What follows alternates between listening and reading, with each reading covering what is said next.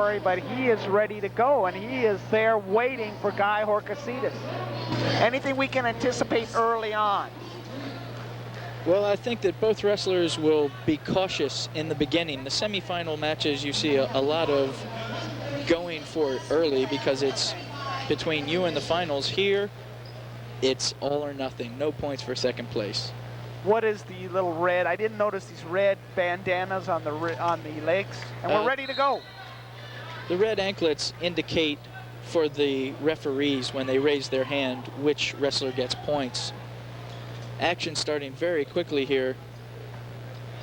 See Jack Anaya very aggressive, working toward Guy Horcasitas. Action moves out, and the officials will move it back to the center. As we mentioned earlier, safety is the key. So Anaya wearing the green anklet. If the right arm goes up, he gets the points. Horcasitas with the red anklets, he'll get the left hand from the officials.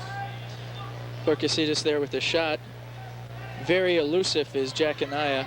Again there, a single, but Anaya able to throw the arm in and escape trouble. We are scoreless. 2:18 to go in the first period. First of 3. 3-minute periods. Anaya in the yellow from Cypress. Guy Horcasitas, Mount Sac in the black, red lettering. Both wrestlers very shifty. A nice shot there by Guy Horcasitas, that low single, but countered quickly by Jack Anaya, and they'll walk out and bring the action back to the middle. Anaya seems a lot physically stronger individual. I mean, well, as we mentioned, dropping from 133, he's used to wrestling the bigger, stronger guys. And Guy Horcasitas used to wrestling the 125-pounders, but both wrestlers doing very well here. I'm not going to say one is holding his own versus the other, but both wrestlers doing very, very well, aggressive and cautious. Anaya's not used to this, and the fact that he pins his opponents and has had a relatively easy tournament. Horcasitas pushing him early on. 1:17 remains in the first round of the match. 125 class. Both wrestlers here coming in, collar tie-ups and looking for misdirection sweep singles, as Guy Horcasitas has shot several singles, all of which countered, and so both wrestlers continue back to neutral. There, a double countered again quickly by Jack Anaya. Excellent wrestling on both sides. Less than 50 seconds remain, period number 1. We are scoreless. Jack Anaya in the yellow out of Cypress, the Cypress Chargers. Guy Horcasitas out of Mount San Antonio College, the 125 category. 133 category coming up. Justin Bedwell, Chabot, Robert Sepulveda, Fresno City. And now the bear hug there by Jack Anaya, but no points awarded, and wrestling will move out. Anaya almost had that one. Excellent move there by Guy Horcasitas. He got himself in trouble there, a bear hug by Jack Anaya, but was able to roll through it and move out of bounds. So no points for either wrestler still. 17 seconds remain. We are scoreless. 125 state JC finals on the campus of Golden West College in Huntington Beach. Collar tie-ups. Both wrestlers will more than likely just let this period run out. And that is the end of the first period. 125 weight class will look to second period. We must acknowledge also we have not talked about the fact that Hyundai, a major sponsor in JC sports throughout California, is once again sponsoring this state California Junior College Wrestling Finals. Round 2. Well, Jack Anaya won the coin toss, elected to defer, and Guy Horcasitas chose neutral. He feels that's his best chance of earning points, and a single there, but just as action moves out of bounds. Early on, sense of who knows what's doing whom to whom? Right now, it's still up in the air. Both wrestlers very aggressive. Both wrestlers cautiously aggressive, looking to score points, but not give up any their own. Of course, the obvious strategy in any sport, but here a prime example of balance as well as misdirection. In this category, the wrestlers, Jesse Miramontes, finished third, the highest finish of any Golden West wrestler. 126 remaining. We are scoreless. 125 category. Jack Anaya in the yellow out of Cypress. Guy Horcasitas mounts Sac in the black. 1:15 remains. Right there, a misdirection move by Guy Horcasitas. Both wrestlers pushing in together. Guy just sort of moved out of the way, hoping Jack Anaya would fall in front of him, but the very speedy and elusive Anaya was able to get out of bounds. Action moves back to the center. 1 minute remains, period number 2. We are still scoreless. And that's looking ahead. Explain, Lev, the aspect of competition once the third period ends and it's still tied or scoreless. Well, as it goes, it will be a minute overtime and then a 30-second overtime. Tournaments and dual meets are set up differently, but here it will be 1 minute and then a 30-second. Both wrestlers, of course, hoping that it doesn't come to that. They're double underhooks for Jack Anaya, and there he tries the misdirection. Horcasitas looking to stay square, and action moves out. Tighter competition with the fact that we have 2 referees, referee Muller and Morgan, in this first match. Nothing will get by these two. Both guys looking for legal moves, illegal moves, the point at which one wrestler will establish control. And these guys are both veterans and will work hard to get the call correct. We are under 20 seconds. We are still scoreless. Period number 2. 125 category. We've just started the junior college wrestling finals at Golden West. Both wrestlers here throughout the 2 periods have been trading shots. Neither one has come up with one. And that is the end of the second period. We are still scoreless. Jack Anaya in the yellow out of Cypress. Guy Horcasitas, Mount San Antonio in the black. And after deferring in the first period, Jack Anaya will select bottom for the third. Bottom, of course, the easiest place to earn a single escape point, which he does right there. Anaya takes a lead. There's less than 2 minutes to go. The last period is 2 minutes in length. And now it's absolutely crucial. Horcasitas scores the takedown and holds Anaya here. Horcasitas #1 ranked throughout most of the year until Jack Anaya from Cypress dropped down in weight category. Strong technical wrestler. And there's a great shot by Guy Horcasitas. He's got the single, countered strong by Jack Anaya though. He lifts and works to bring the wrestler down safely to the mat. But the official says that they were out of bounds before points were awarded, so still neutral. An excellent shot there by Guy Horcasitas. A single. Jack Anaya was using his hips to try and break the grip, but Guy was able to lift him. Unfortunately, fell out of bounds. Unfortunately for him, fell out of bounds. Horcasitas needed that point. He still trails 1-0. This is the last period. Period number 3. He trails Jack Anaya in the yellow from Cypress College 1-0. Well, without a doubt, Jack Anaya's hardest match as of yet. There he tries a shot. Guy tries to shuck him, but is countered quickly. Anaya's put away his opponents in the 3 matches prior to this finals, all with pins, all 4 to 6 minutes into the match. Here we are, under 40 seconds to go. Guy Horcasitas really needs to get a shot off inbounds. 35 seconds remain. Horcasitas trying to get something going in the last 30 seconds. We're under 30.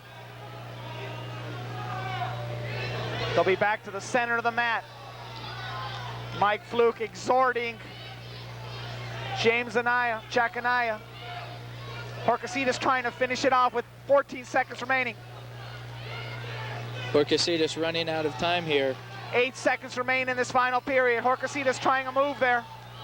Jack Anaya doing a good job sprawling, keeping his feet away from the and aggressor. It looks like it'll go to Jack Anaya with a 1-0 victory. Jack Anaya comes away with the victory. A technical win, not the pins that he had prior to this match, but he will take it. Guy Horcasitas giving it everything he had. An outstanding technical match, but we shouldn't be surprised by that in that 125 category. Well, 125, we mentioned it in the opening, was going to be one of the more exciting matches. 1-0 may not seem exciting to those who aren't watching the wrestling happen, but back and forth, anybody's match all the way to the end. I think Jack Anaya's strength was the difference there. He's used to wrestling the stronger wrestlers and was able to fend off guy's numerous shots. That's the bigger picture when you're thinking about him planning for the tournament. I'm sure they thought all along that might be where he would need to go to be successful as a state champion. His best in right there with 133 was, Justin Bedwell, Bumper Fleischman, Rick Guzman, Rick Sepulveda, all very strong contenders under the wrestlers to watch. And Jack Anaya saw his opportunity would probably be best at 125, and that move turned out right for him. And we are ready to move quickly to the 133 category. Justin Bedwell against Robert Sepulveda. Sepulveda in the red, Bedwell in the yellow for Chabot. And these two wrestlers have seen each other before. Justin Bedwell, #1 in the northern region. Sepulveda second. Sepulveda also second in the state with a 22-4 record. If you're not familiar, Chabot is out of Hayward, California in the East Bay. The Chabot Gladiators, coached by Steve Saroy.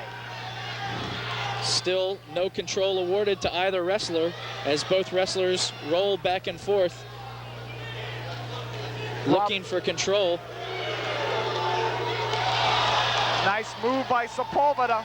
Sepulveda earns the 2 points for the takedown. Robert Sepulveda needs this victory for the Rams. They are still in contention for a title. They trailed going into this final match. They had 90.5 total team points.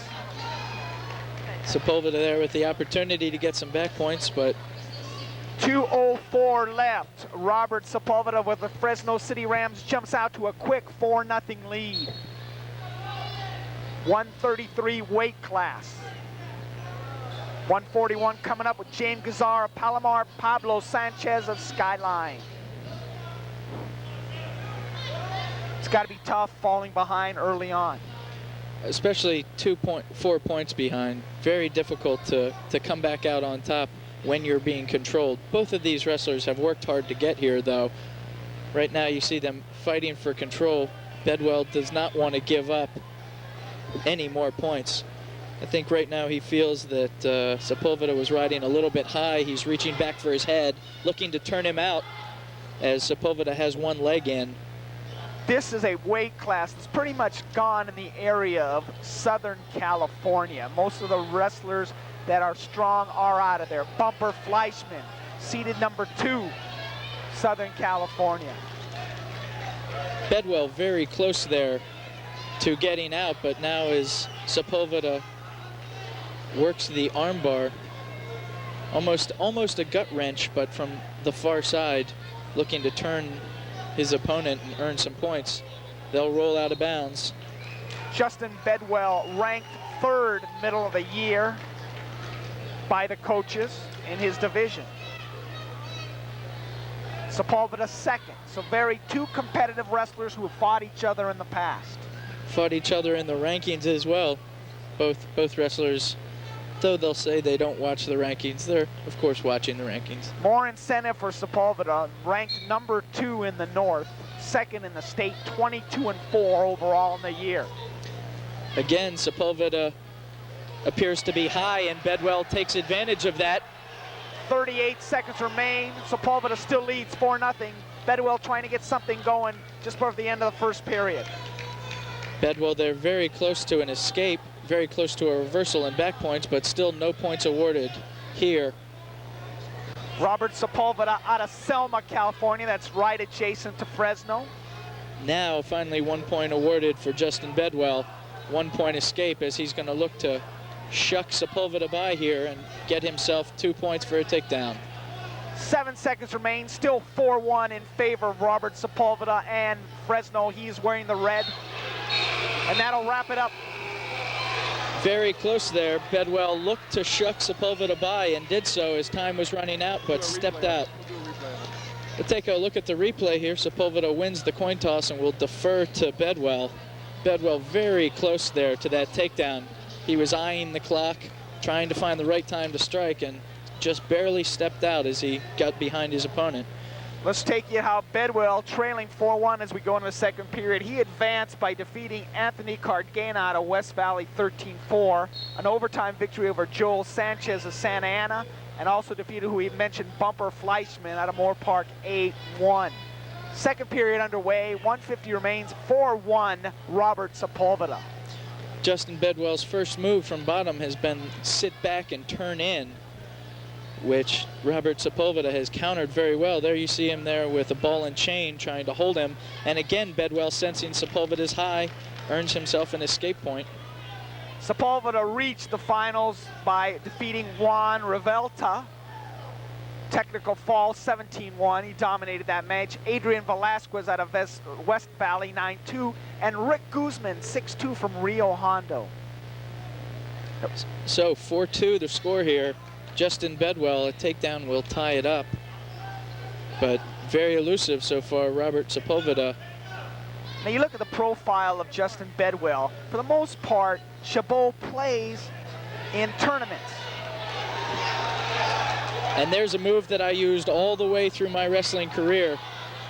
Looking to shoot in, lock up the elbows, and roll your opponent right into a pin position. But Sepulveda there, very loose in the arms and able to squeak his way out.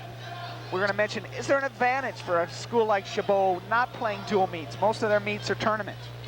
Well, they got a lot of experience in tournament wrestling, which is different than, you know, dual meets head to head, because you're really concerned about yourself only, and it's not trying to score extra points or working for the pin so much as it is winning.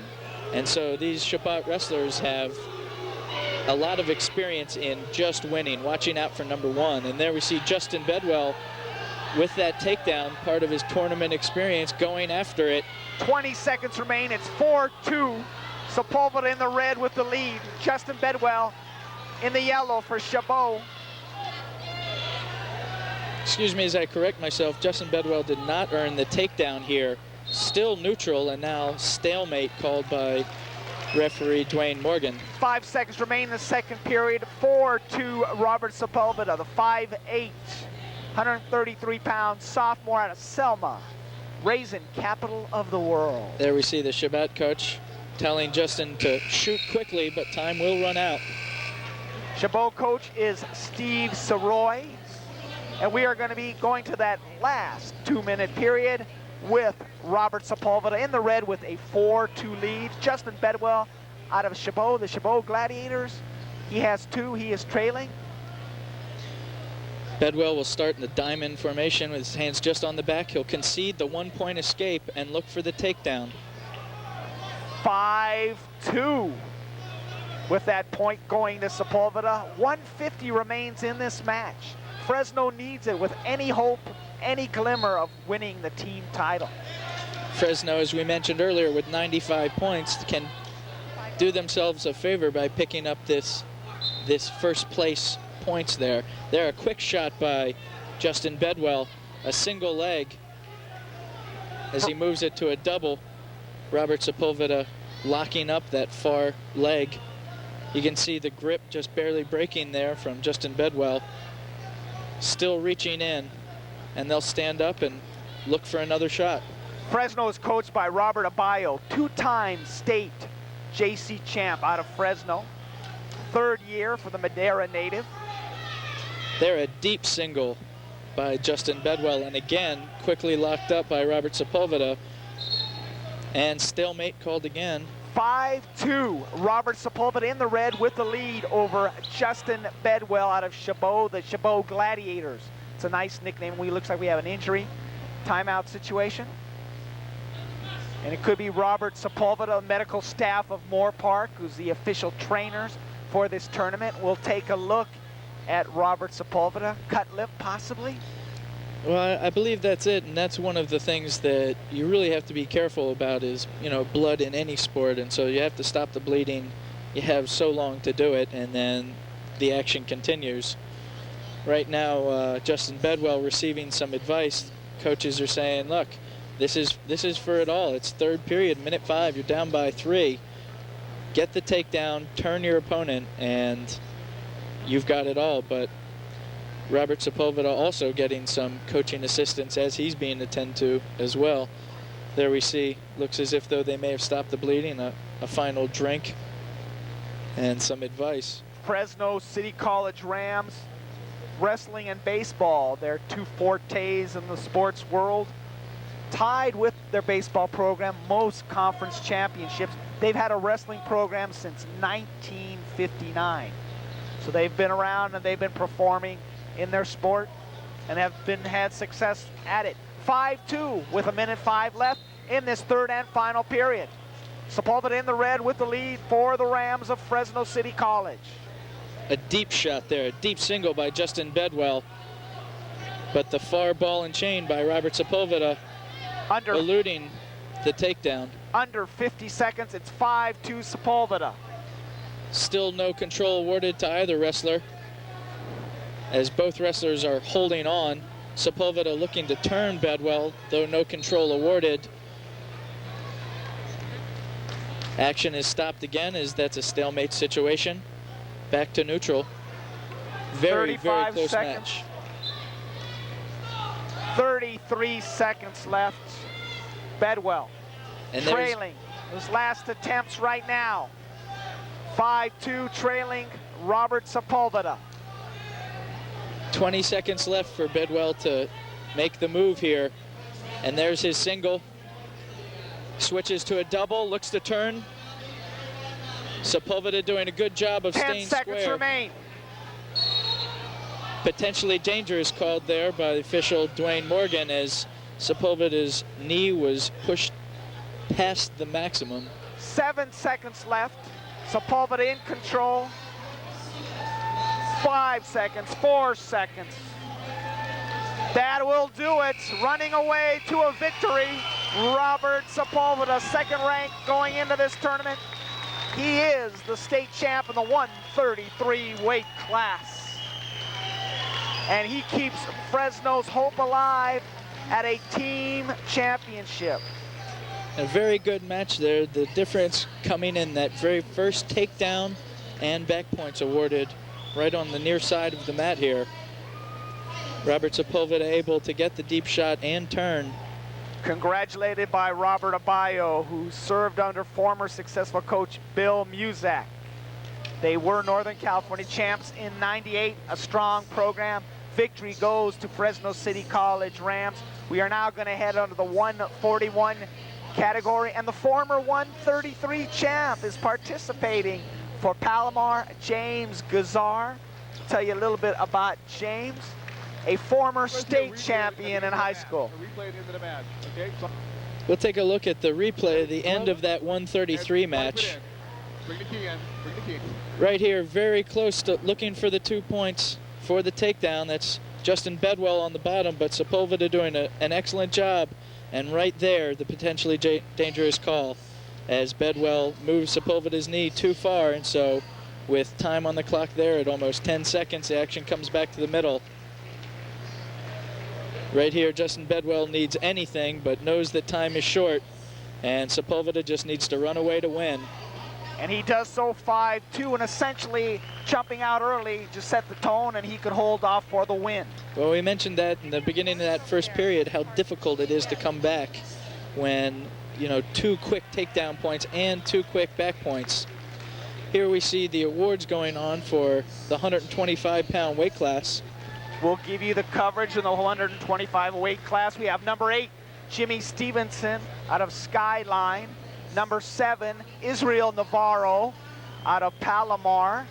The 6th category is Joey Bedoin out of Modesto. Standing in number 5 platform, Chad McKinney out of Fresno. Number 4 category, Tommy Peralta out of Santa Ana, so a local product does stand on there. Number 3, Jesse Miramontes out of Golden West, the highest ranking wrestler.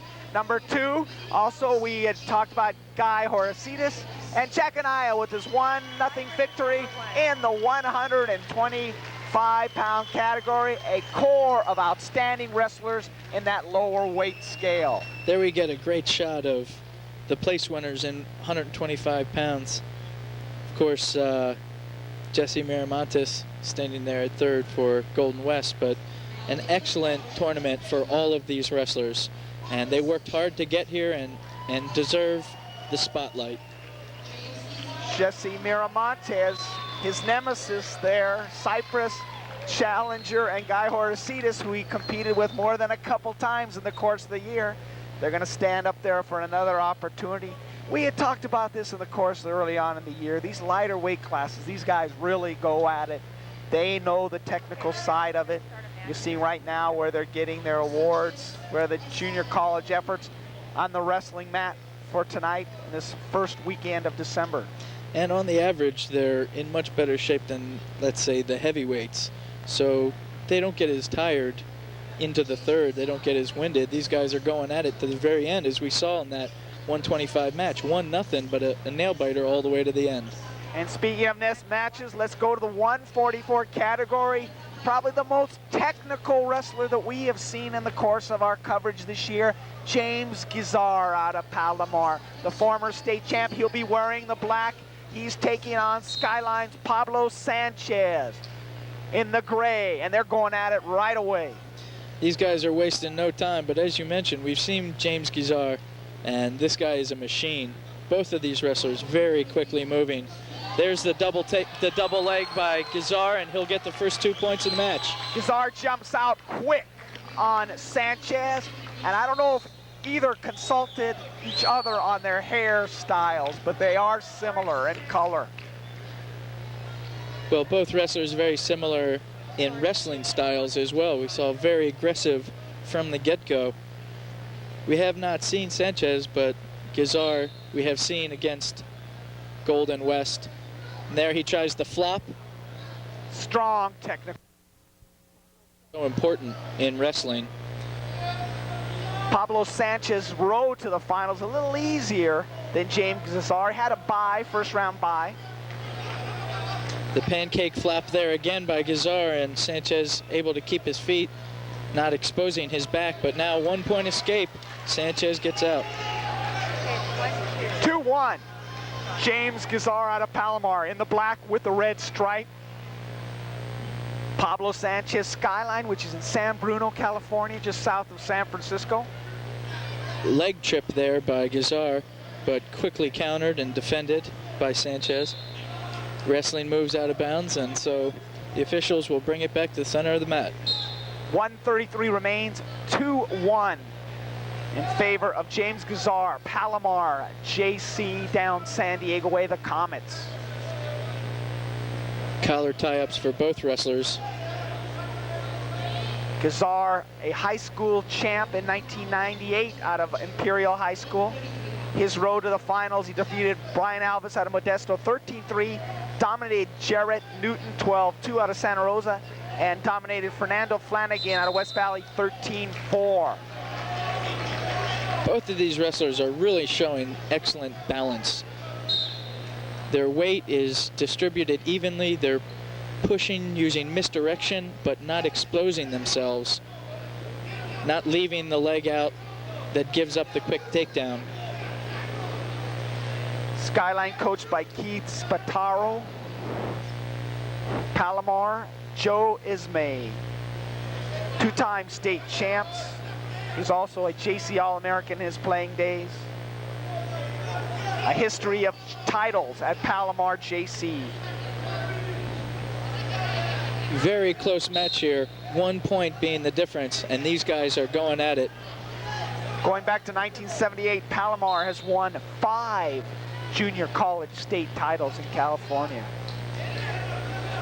19 seconds remain, 2-1. James Guizar in the black and the red for Palomar. And there's a misdirection, opening up a double leg takedown for James Guizar, and so 4-1 as he jumps out on top. Very quickly there, moves one way, back the other, and there's an easy takedown for him. Guizar ranked #1 throughout the season, and that's the end of period #1. Guizar with a 4-1 lead. So we take a look at that takedown again.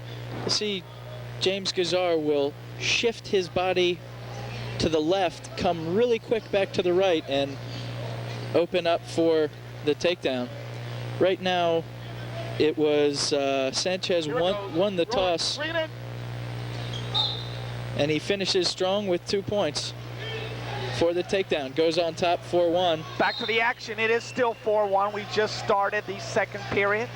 Sanchez won the toss, elected to be on bottom, and earned an escape. So both wrestlers at neutral. The score is 4-2. Very close match. Sanchez hanging tough. Guizar jumps out early.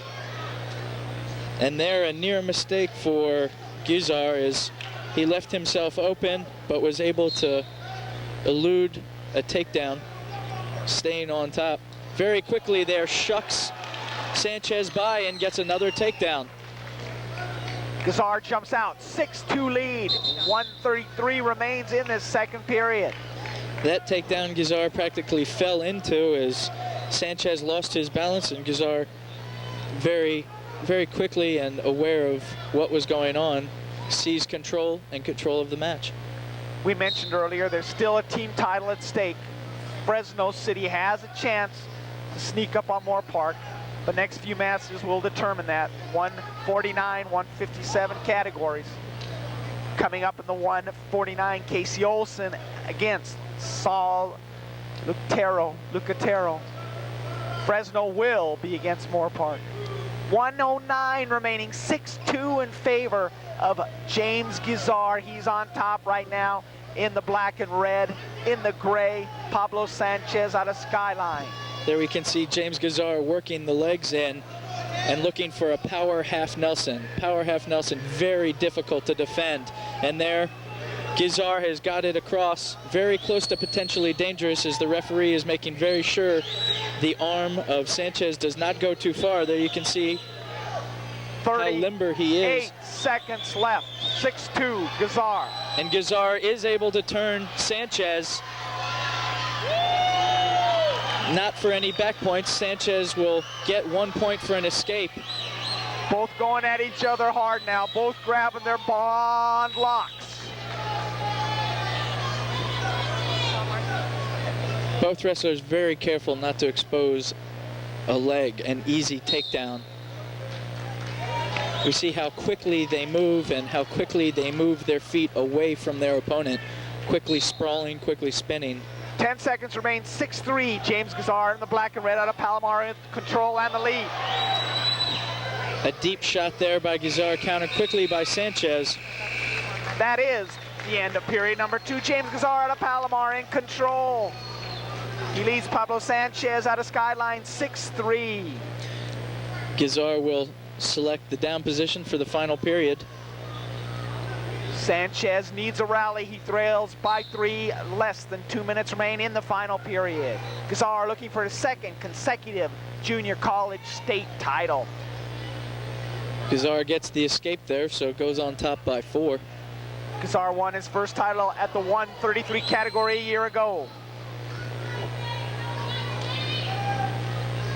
Guizar, I'm sure, looking for a Division I school to take in his skills.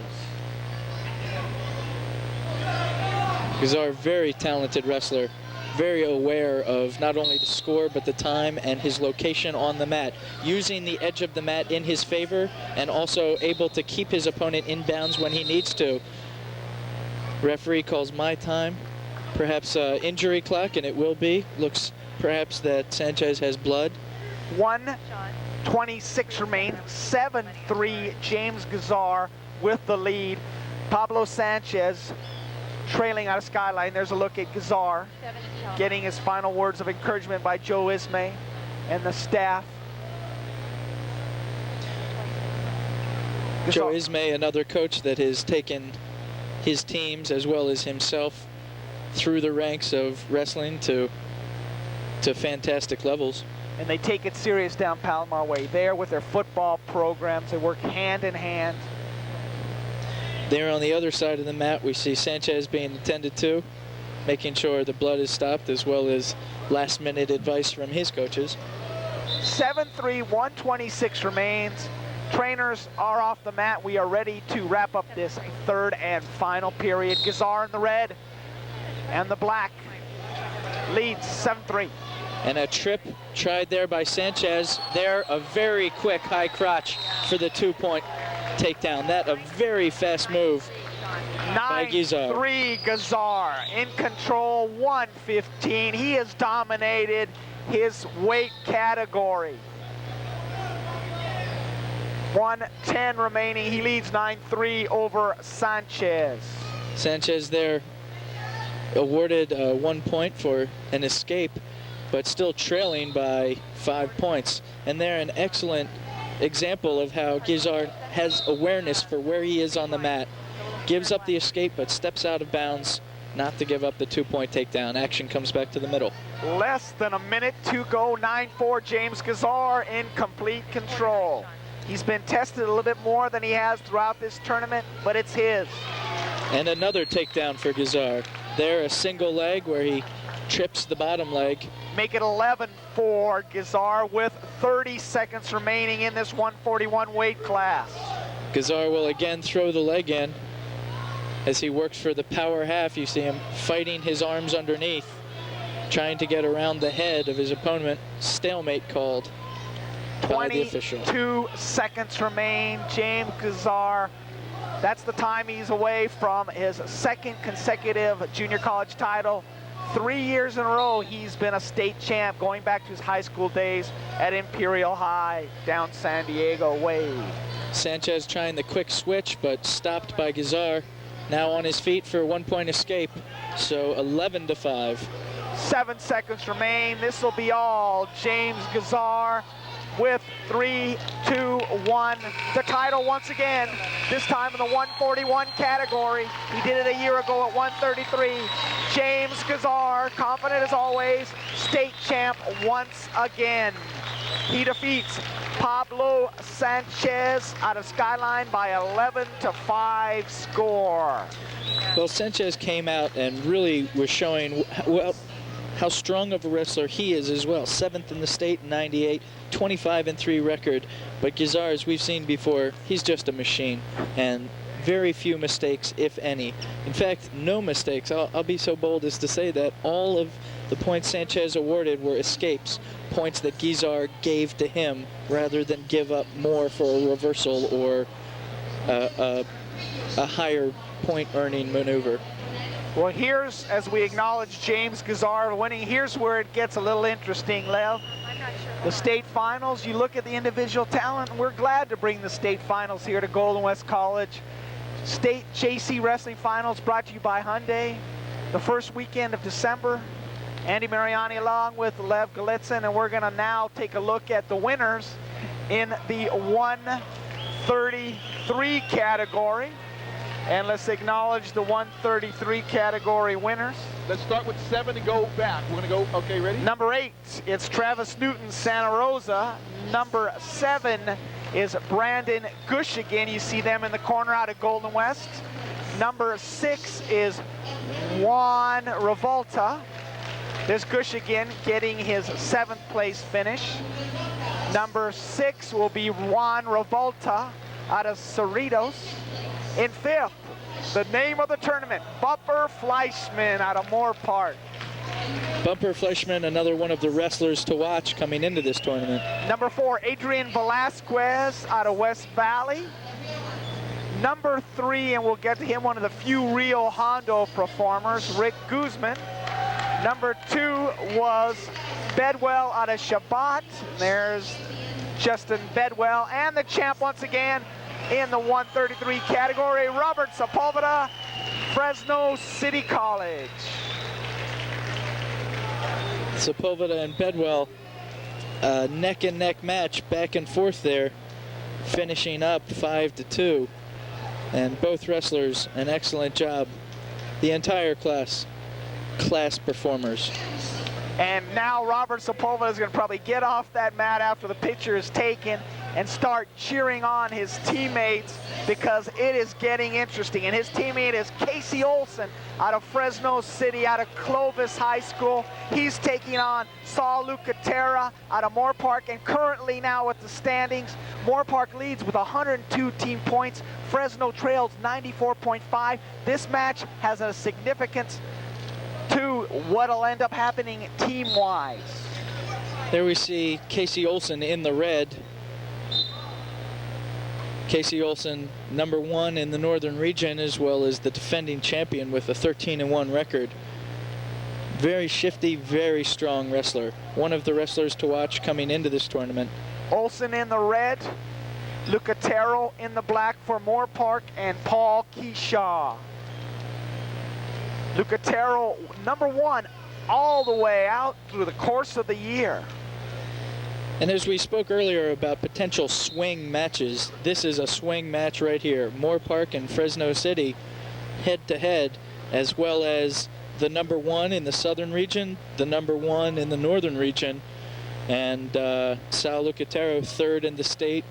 Olson, of course, the defending champion. Both wrestlers very, very good. And essentially what it comes down to now, Olson needs a win here to give Fresno any chance at all, because he's virtually their last wrestler of the competition. Where Moorpark has wrestlers down road, Chris Gonzales will be competing for the Raiders. Also Ben Flores, too, in the heavyweight class. Yes. We are scoreless, 1:43 left in period #1. Casey Olson out of Clovis High School in the red.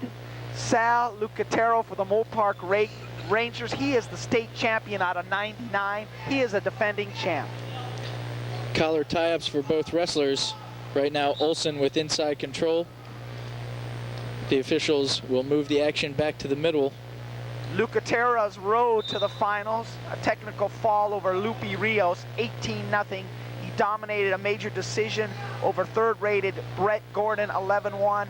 And in the semis defeated Jesse Bastien, 14-2 with a major victory. 1 minute remains. We are still scoreless. Two Titans, Casey Olson, Sal Lucatero. And the officials warn Casey Olson of stalling. One more warning, and of course 1 point will be awarded to Lucatero. We are still scoreless. A key match, 149 weight class. Olson, the defending champion in red, really needs to show some aggression to avoid being called for stalling, as he's really not working for points. He's just tying up with Lucatero right now. Olson was #2 early on in the year in the 141 category. He's now gone up to 149 and still technically a sound wrestler. Well, and as we looked earlier with Anaya dropping weight, used to wrestling the stronger wrestlers, here Olson used to wrestling lighter wrestlers but bumping up. Doing very well here in that he's not being overpowered as you would expect to see in some cases. Sal Lucatero, another outstanding wrestler in the stable of Paul Keyshaw. Keyshaw had Arsen Alexanian, outstanding champion a year ago, state wrestling champ. That's the end of period #1. We are still scoreless. And we talked about Keyshaw and his history of him as a wrestler. 91 All-American out of USC, National Wrestling Hall of Fame. I know his skills can't be taken to necessarily to the level of his athletes or student athletes, but at least the wisdom, the knowledge, and the technique can help out. Well, he certainly has some insight to give to his wrestlers. Right here, we see his wrestler on top. That's Lucatero. And Lucatero doing an excellent job there as Olson was looking for the escape. Lucatero staying behind and maintaining control, something that Keyshaw, I'm sure, taught him in practice. We are still scoreless, 1:30 into period #2. This match had the billing of being the most outstanding of the night, and it is living up to that form right now. Casey Olson in the red, Fresno City College Rams against Saul Lucatero for the Moorpark Raiders. And now Lucatero warned for stalling. Both wrestlers now have been warned for stalling. They really need to work to turn their opponent, not work to lose, not work to maintain. You need to really move, to be aggressive, to try and make something happen. You know, the old saying, winners make it happen, and if referees keep awarding stalling points, you know, you definitely will not win by waiting. Casey Olson in the red, Fresno City Rams scoreless with Sal Lucatero of the Moorpark Raiders. 40 seconds remain in period number 2. Olson there trying to keep his center of gravity under him, perhaps looking for a quick switch. Let's give you an update on the matches prior in the 125 category. Anaya out of Cypress, the champion, 1-0 victory over Guy Horcasitas out of Mount Sac. In the 133 category, Robert Sepulveda, 5-2 Fresno City Rams over Justin Bedwell out of Chabot. 141, you just saw James Guizar, 11-5 over Pablo Sanchez. Very quick stand up there by Olson. Lucatero doing an excellent job of bringing him back to the mat, breaking down his base. So no escape, but still no points for either wrestler and a warning for stalling for both. Under 10 seconds in period number 2, scoreless. Olson versus Lucatero. Lucatero working that spiral ride, but time will run out. That is it after a period number 2. We are still scoreless in the 149 category. Casey Olson in the red, Fresno City College Rams. Saul Lucatero out of Moorpark. So after deferring in the second, Lucatero will take bottom to finish the match out. Very quick stand up by Lucatero as well. Olson trying to break him down, but wrestling will be brought back to the center as both men move out of bounds. Moorpark, if you're not aware, it's adjacent to Simi Valley in Southern California. Very close to us here. 154 remains in this match. We're still scoreless. Lucatero very quick with that stand-up. Olson doing a good job of keeping control, but now Lucatero has found a way to get the reversal as the leg of Olson was not tucked away, and so Lucatero took advantage and 2-point reversal, the first points of the match. And that could be the difference. 129 remain, could give another state title to Moorpark. 124 remaining. We have an injury situation now. Looks like Casey is hurt. Casey Olson. Casey Olson reaching for his head and his knee. Unable to tell exactly what it is there. Definitely in some sort of pain as the trainers attend to him.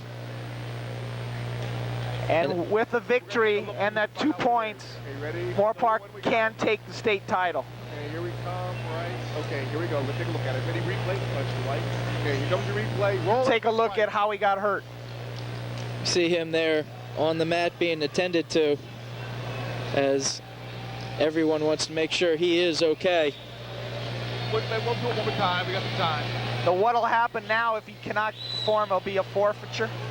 Well, there was no illegal move. Ready? So here we take a look at it there. Casey Olson on top, Lucatero on the bottom. I think we should be looking somewhere around his head, as it seemed that that's what he's holding on to right now. He stays on top. He's working his leg in. Lucatero realizes that the leg is not in tight enough and is able to get the reversal. And I think right there, perhaps Olson's face or his nose hit the mat a little bit hard, and that's where we are now as trainers want to make sure that he is okay.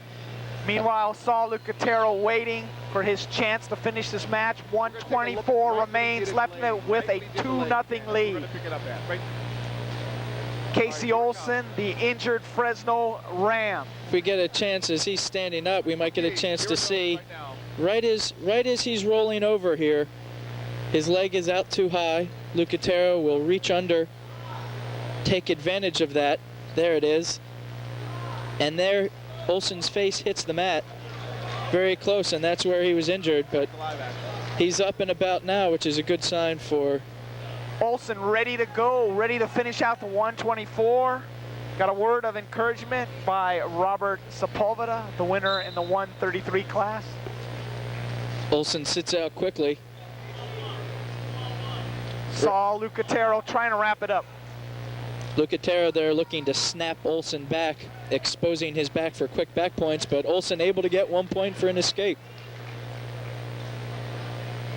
Olson recognizing that he had the space to sit out and turn into his opponent. 1 minute remains, 2-1 with that point by Casey Olson. gimping around with one leg, but he's hanging tough. He knows he's got a minute to go. He is battling. Saul Lucatero, a lot at stake. Moorpark trying to clinch the state title with this victory. Lucatero in the black, Casey Olson wearing the red for Fresno City. The JC Wrestling, Hyundai JC Wrestling Finals from Golden West College in Huntington Beach. Golden West Television Productions, glad to bring it to you. There's 45 seconds remaining in the 149 category. And Lucatero here really needs to be careful not to be called for stalling. One more warning for Lucatero and the match is even, as a point will be awarded to Olson. 30 seconds remain in this contest. 2-1 Lucatero on the black for Moorpark and the lead. And there, Olson very lucky that he led with a very bad shot, but was able to escape danger as Lucatero was unable to capitalize. 15 seconds remain. Casey Olson trying to come up with some strength, some energy, with a bad leg, trying to gain a point and even this match up. 9 seconds, both wrestlers taking a peek up at the clock. This is it, Lucatero and Olson. Down to 4, 3, nothing happening. It looks like it goes to Saul Lucatero, and that will clinch it for the Moorpark Raiders. Give them another state championship. Saul Lucatero, 2-1 victory over Casey Olson. So Casey Olson unable to defend his crown, but someone from the southern region of California able to take his place, step out on top. Saul Lucatero, as we mentioned, from nearby Moorpark, the winner.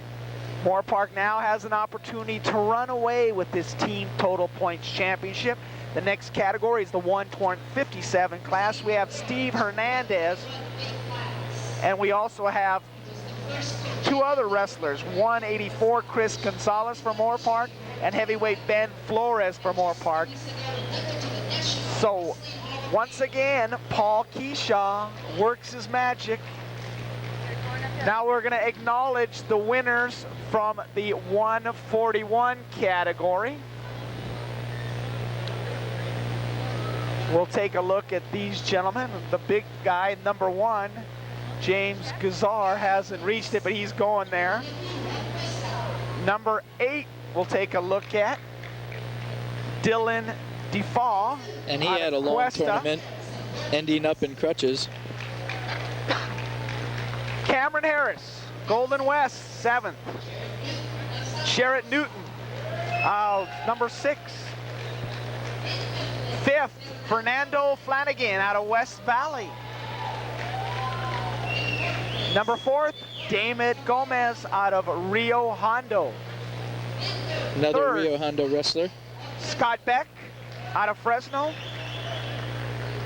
And he's going to get his award right now. 2nd place, Pablo Sanchez out of Skyline. Fine effort by Pablo fighting Guizar, going down 11-5. And once again, this time in the 141 category, James Guizar, his 2nd straight title with that 11-5 victory over Pablo Sanchez in the 141 category. There we take a look at Pablo Sanchez and James Guizar side by side, both wrestlers there. Very exciting matches. That one went back and forth until points started to be scored by Guizar, his quick takedowns, and then everything for Sanchez was escapes. Guizar in control of that match and rightfully standing at the top of the podium with the 1st place medal in hand. Division 1 wrestler, your analysis on that? I really can't predict where he may go. He definitely has some excellent skills, and I'm sure that there's scouts in the audience today that are looking at this guy, 2-time state champ, and definitely potential to go many places. Let's get started now to the 157 category. Steve Hernandez, Moorpark in the black. He'll be taking Joey Martinez out of Skyline in the gray. Steve Hernandez, number 1 in the southern region. Joey Martinez, number 1 in the northern region and 98 state champ. 27-0 was his record. Both wrestlers here back and forth, very quick, very shifty. 2:40 remains in period number 1. Hernandez in the black for Moorpark. He got here by defeating Brian Williams 9-4 of Chabot, Al Leglar 7-2 of Palomar, and Danny Hawkins from Fresno City College 4-3. Joey Martinez, a little easier route, a bye, and then defeated Duck Lee out of San Joaquin Delta 15-1, but dominated 14-1, defeating Jackson Cochamp. Hernandez there, as we saw, got a thumb in the eye, but appears to be okay now as both wrestlers go back to the collar tie-up. 2:14 remains. We are still scoreless in the 157 category. The wrestlers in this category, their performer, Jay Casas, didn't have that good of a time here. He was pinned 4:55 in by Duck Lee out of San Joaquin Delta, and then lost in the consolation match to Royce Thomas of Santa Rosa. Less than 2 minutes remain. Period number 1, 157 class. Steve Hernandez in the black for Moorpark, Joey Martinez, Skyline. And right here, Steve Hernandez appears to be holding his elbow or his shoulder.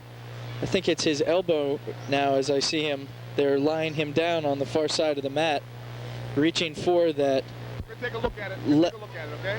Take a look at what may have happened here. He got a single, which appeared to be countered by Martinez, so Hernandez abandoned the single, and then as they fell out of bounds, There goes.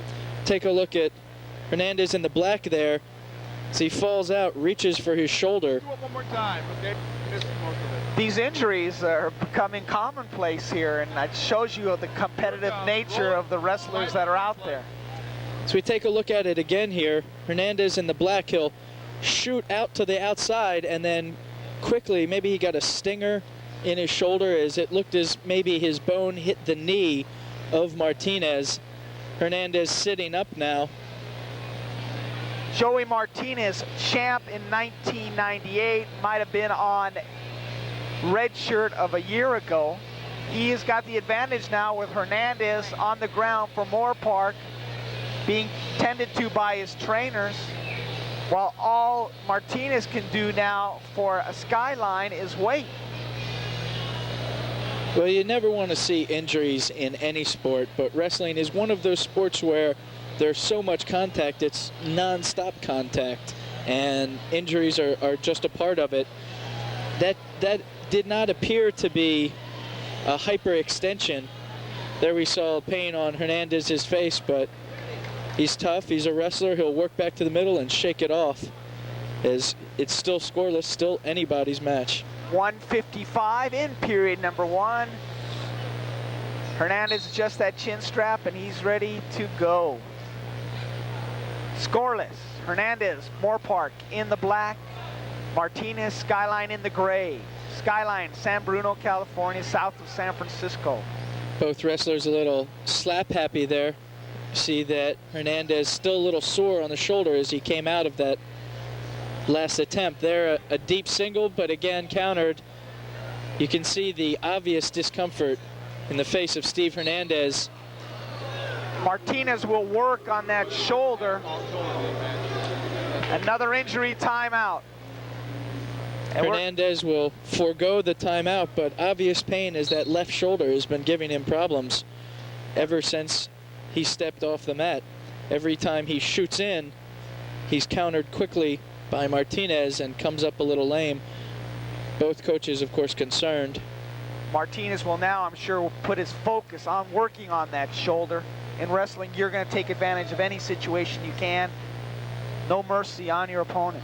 Especially if Martinez finds himself in the top position. If he establishes control and gets on top, there's a move that's called an armbar, where basically you put your head in the back of your opponent's shoulder and try to pull his arm as far as it'll go until he turns over. And that's something that that is a possibility, but you really don't like to see wrestlers take advantage that way. Team-wise, Hernandez can end up falling short here. Moorpark has clinched the state title once again with the victory in the previous match. Saul Lucatero in the 149 category cinched the team victory for Moorpark But Hernandez wants that state title. Steve Hernandez with 20 seconds to go. He's in the black. We are still scoreless, though, with Joey Martinez of Skyline in the gray. Martinez. Off the mat. And stalling warning against Hernandez now, as Hernandez was diving out of bounds away from Joey Martinez and has been doing so. That is the end of period number 1. We are still scoreless. Hernandez in the black for Moorpark. Joey Martinez, Skyline in the gray. This is the 157 category. Up ahead, we have the 165. Brian Holt, the outstanding wrestler out of Sierra, 22-1 a year ago. He'll take on number 2's northern opposition, Nick Tatum from Sacramento. 2 rivals going at it upcoming in 165 category. Meanwhile, Steve Hernandez and Joey Martinez scoreless into the second period. And there we see Hernandez is on top, but has been warned for a caution starting too early. And now Martinez will get 1 point for the escape, and that's the difference in the match. Joey Martinez with that 1-0 lead. Steve Hernandez trying to compensate with the bad shoulder. Martinez taking advantage of it. And now Martinez with a terrific single leg takedown there. Hernandez knowing that he had no way to counter it, so 2-point takedown for Martinez. And right now Hernandez really has to protect that left shoulder that Martinez is beginning to work. Right there you see the arm bar. Martinez is going to try and pull that arm out and stress that shoulder. Right there you can see the muscles going across the chicken wing being put in now. Joey Martinez in control for Skyline in the gray, dominating Steve Hernandez. It's 4-0, 105 in period number 2. Martinez now with 3 back points on the floor, looking for the pin. So 3 back points will be awarded to Martinez as he was able to turn Hernandez there. The obvious discomfort on the face of Hernandez as he tried to fight off. Now with a 7-0 lead, less than a minute to go in period number 2. In the 157 category, Martinez ranked number 1 midway through the year. Hernandez number 2. So you have the 2 best wrestlers out of this category. But once an injury takes place, Martinez has Hernandez where he wants him. And now a stalling warning against Joey Martinez, both wrestlers with a stalling warning. Right there we saw Steve Hernandez stand up very quickly. I think he was surprised that he got up that quick, that he didn't jump away. And so Joey Martinez was able to hold on. No escape awarded to Hernandez. And another constant grimace on the part of Steve Hernandez. He is definitely in pain. The training staff and doctors, I'm sure, are reviewing this. 35 seconds to go. Martinez locking up the far side cradle, and he's able to turn Hernandez. More back points being awarded as Martinez is now looking for the pin. Martinez and finds it. That's it. A victory for Joey Martinez out of Skyline. A valiant effort by the injured Steve Hernandez. This one goes to Skyline with the pin. Joey Martinez finding that far side cradle and was able to walk the head to the knee and then bring Hernandez over, and that's that. Joey Martinez, the 157-pound class winner. A pin just short of 5 minutes into this match. Martinez dominates. We would have liked to seen Hernandez put a bigger, much better fight, but he was limited by that early injury. With disappointment, Joey Martinez walks off, but did everything that he could with the shoulder. As we mentioned, it's very hard to not only mentally but physically take on excellent wrestlers when you know that there's something impeding you from doing your best. We are now going to go to the award ceremonies for the 149 category.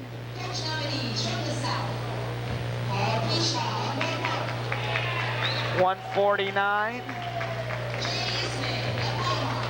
Palomar, J. Ismay. We'll see who the 6th wrestler is.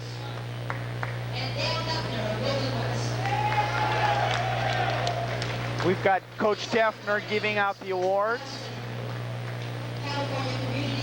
Number 8 was George Smith out of Skyline. Number 7 was Kevin Nall out of San Joaquin Delta. Josh Johnson out of Cerritos was number 6. Number 5 was Andrew Donaldson. That was number 4. Brett Gordon out of Sacramento. Number 3 was Jesse Batistian Sierra, who just got his award. Number 2 was Casey Olson, and the winner once again in the 149 category out of Moorpark, the Moorpark Raiders, Sal Lucatero is the winner.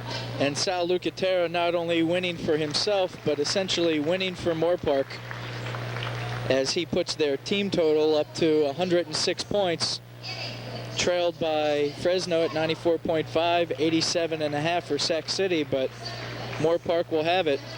Saul Lucatero once again the winner in the 149 weight class of the Hyundai 2000 Junior College Wrestling Championship. Community College here on the campus of Golden West College in Huntington Beach. What we have left is the 165 category. We also have the 184, 174, 197, and the heavyweight category. 2000 State Junior Community College champion Saul Lucatero out of Moorpark. And coming up here, we have Brian Holt out of Sierra, defending champion at 157.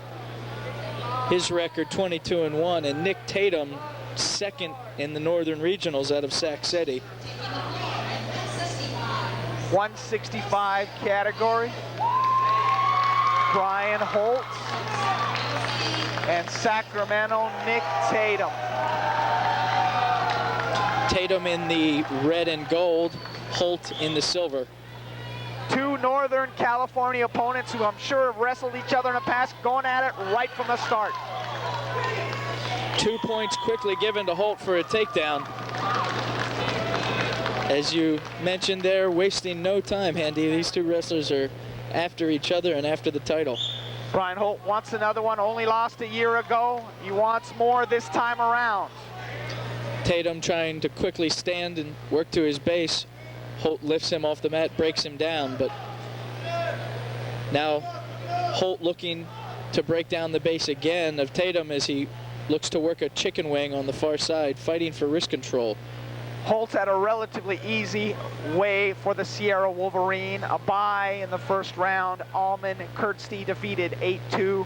Took care of Ray Torres 3-1 to get to the finals. For Tatum, he defeated Mike Lee out of Cerritos 5-3. Gerardo Rodriguez 5-2 out of Cypress. And Nick Cardenas out of Palomar 6-4, who's the eventual third place winner.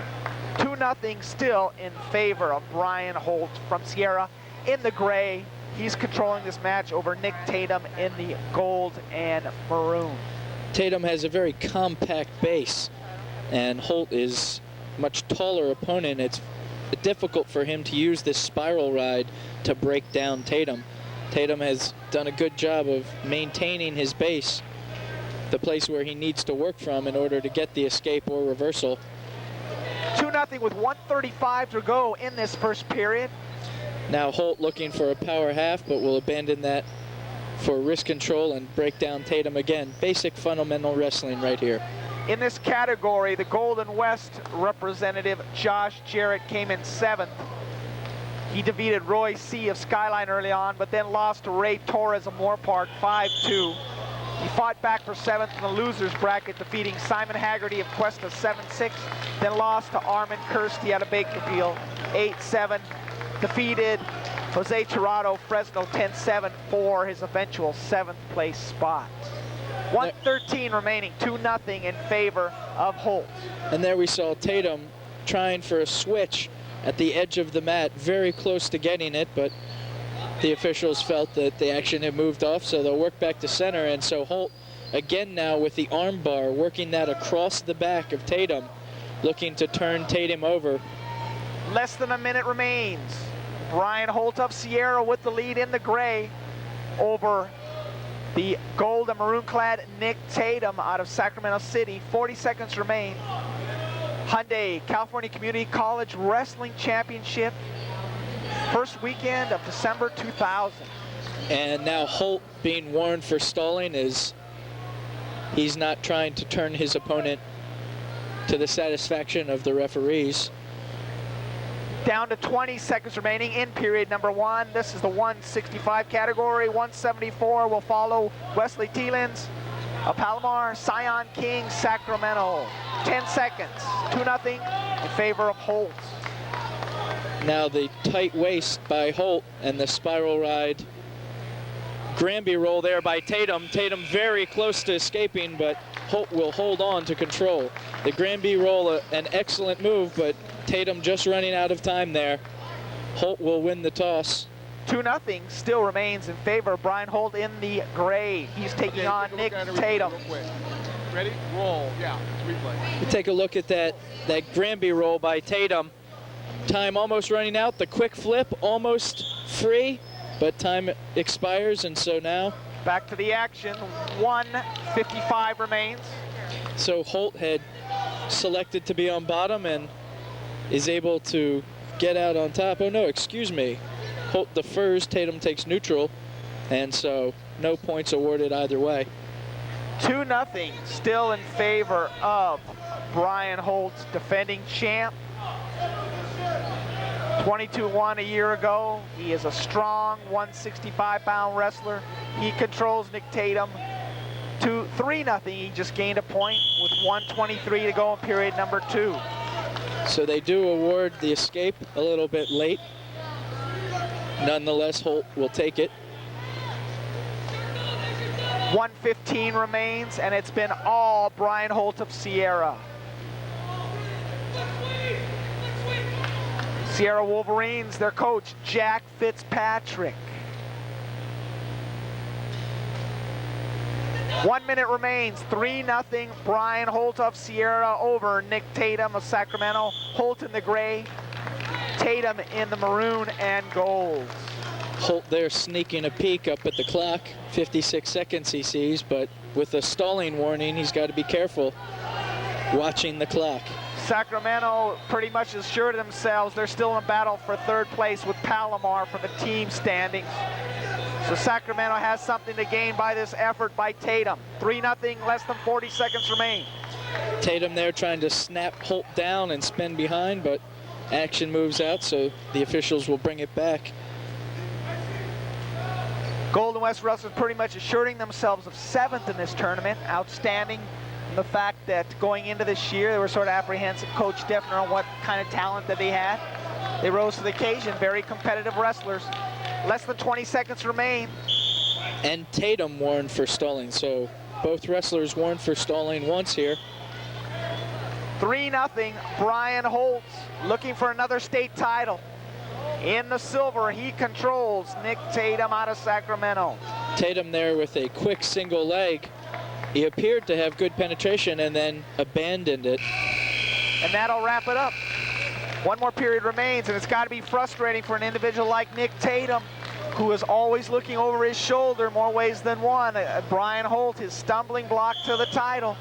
Well, that's absolutely right, Andy. Brian Holt, #1 in the North, defending champ. Nick Tatum, #2 in the North.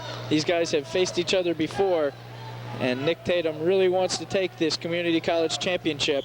And this is his last chance, last opportunity. We're down to 1:47 left. Holt in control in the silver, or in the gray. Tatum in the maroon and gold, trailing his Sacramento squad, battling with Palomar for third.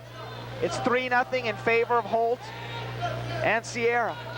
And so far, Holt's height advantage seems to be what's really helping him out, as Tatum has been unable to get good penetration on shots and has been unable to close the distance, locking in the collar tie-ups. There we see Holt maneuvering Tatum out of bounds from the collar tie-up. 1:18 remains. 3-0, Holt in control. Now Tatum looking for an over-under maneuver, perhaps a duck under, anything to get behind and earn 2 points. for a takedown, but again, action will be moved back to the center of the mat. Sacramento coach David Pacheco exhorting on his wrestler Nick Tatum in the final minute. He trails 3-0 to the gray-clad Brian Holt of Sierra. Two competitors from the north battling it for a state title in the 165 weight class. California Community College Wrestling Championship year 2000. Tatum looking for underhooks, Holt looking for a single. Neither Pacheco wrestler will get it. Exhorting Tatum on one last time. 35 seconds remain. Tatum trails 3-0. Tatum sneaking a peek at the clock there, under 30 seconds. He's really got to move here, down by 3. An all-out attack, but out of bounds. 23 seconds remain. Brian Holt looking for his second title. We're down on less than 20. Tatum in the maroon and gold. One last chance for Sacramento.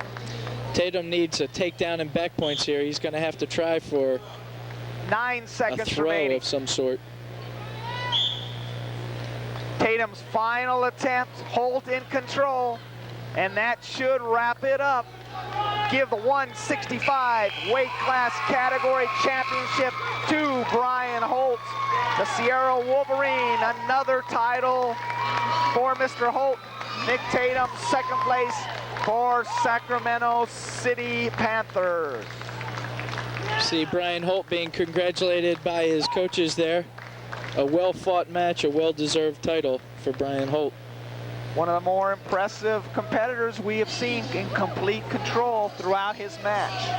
Outside of being warned once for stalling, in complete control, and a little excited, walked off the mat before he was actually confirmed as the winner, brought back, and all technicalities aside, Brian Holt, the 165-pound winner. Like we mentioned, it might have an impact on third place. Sacramento still battling with Palomar. Palomar has in the 174 category coming up Wesley Tielens and also Sion King. So this next match will have an impact on third place in this tournament. And let's go and acknowledge the winners in the 149 category. Do we take care of that already? It's the 157 category. And as they get to the podium, we'll acknowledge one. 7th place is Al Leglar of Palomar in 8th. 7th, Duck Lee out of San Joaquin Delta. There's Duck. Big smile on his face. Number 6, Danny Hawkins out of Fresno, 6th place. Roy Thomas, Santa Rosa, 5th place. Competitor out of Santa Rosa, Mr. Thomas. 4th, Ben Ward out of Sacramento. Another Panther comes through. 3rd, and we talked about this earlier, Jackson, co-champ. He is a co-champ. He ends up in 3rd for Sierra. 2nd place went to Hernandez. A very valiant effort with the battle with the shoulder, and the championship goes to Jose Martinez with that pin in the 157 category. Joey Martinez doing an excellent job. He's had a fantastic tournament as well, culminating in that far side cradle, which he was able to pin Hernandez with 23 seconds left in the second period. And you have to feel sorry for Hernandez. He looks dejected coming off the podium. Pretty much beaten, yet not in control of his own destiny by way of the injury. Well, he was number 1 in the southern region and a hopeful to be the state champ, but Joey Martinez, very difficult 1998 state champion. Two outstanding wrestlers, Wes Tielens in the black and the red. He's going against Sion King out of Sacramento, and we're in the 174 category. Sion King, 3rd in the state, 2nd in the northern region. This is for 3rd place as of right now. Both squads, 87.5 for Sacramento, 85.5 for Palomar. Just a 2-point swing which will determine third. And this is the last Palomar wrestler. So it's important that Tielens comes up with a victory to try to get hold of third place for the Comets. And as we talked about earlier, more of a subplot in tournament wrestling, something that coaches and statisticians and you and I keep track of. Right now, these two wrestlers have one goal in mind, and that's win it for me. They've put in the effort on their own. They've put in the extra running time and the extra strength and conditioning. They should be entitled to be a little selfish. Scoreless, 2:09 in period number 1. The 174 category. Sion King, Sacramento, maroon and gold uniform. Wesley Tielens out of Palomar in the black and red. And a throw attempted there by Tielens, but Sion King able to squeak out of it. He gets the takedown, but now he has a very deep half Nelson. Sion King looking for the pin as he squeezes that half Nelson a little bit tighter. Slowly rolls Wes over. King looking to finish it off early. So 3 back points awarded to King as he's unable to get the pin. Wes very quick in improving his situation. Very close to the pin there as Sion had a very, very deep half Nelson. Sion King coming into this tournament, the number 2 Northern representative. Third at state a year ago. Take a look at that near 25-4 was his record a year ago. 5-0 in favor of Sion King. So Tielens quickly with 1 point escape as he stands up. 5-1 in favor of Sion King in Sacramento. Less than a minute to go in period number 1. You can see the strength there of Sion King as he's using those throws. He hips into his opponent and tries to knock him off balance. King very aware of his presence on the mat as well. Moves back to the center. King advanced by way of Steve Profit with a pin and a fall. 5:34 into that first match. He took Jesse Juarez of Golden West 4-2.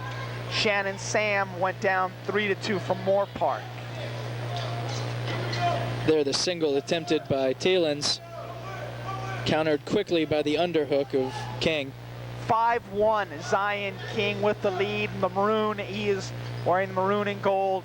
Wesley Tielens for the black and gold of Palomar Comets. There Tielens tries the duck under and gets it.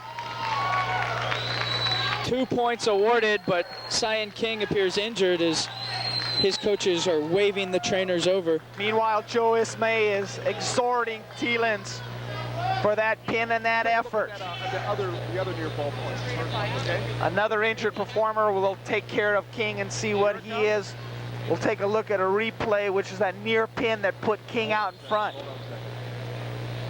Well, King's being attended to, had control of this match, but Tielens came through with a big effort to get himself back into it.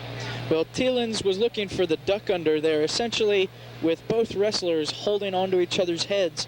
Tielens just ducks under his opponent's arm and pulls his opponent to the mat. King very quick in stopping that, but Tielens, aware of the positioning of their two bodies, tripped King.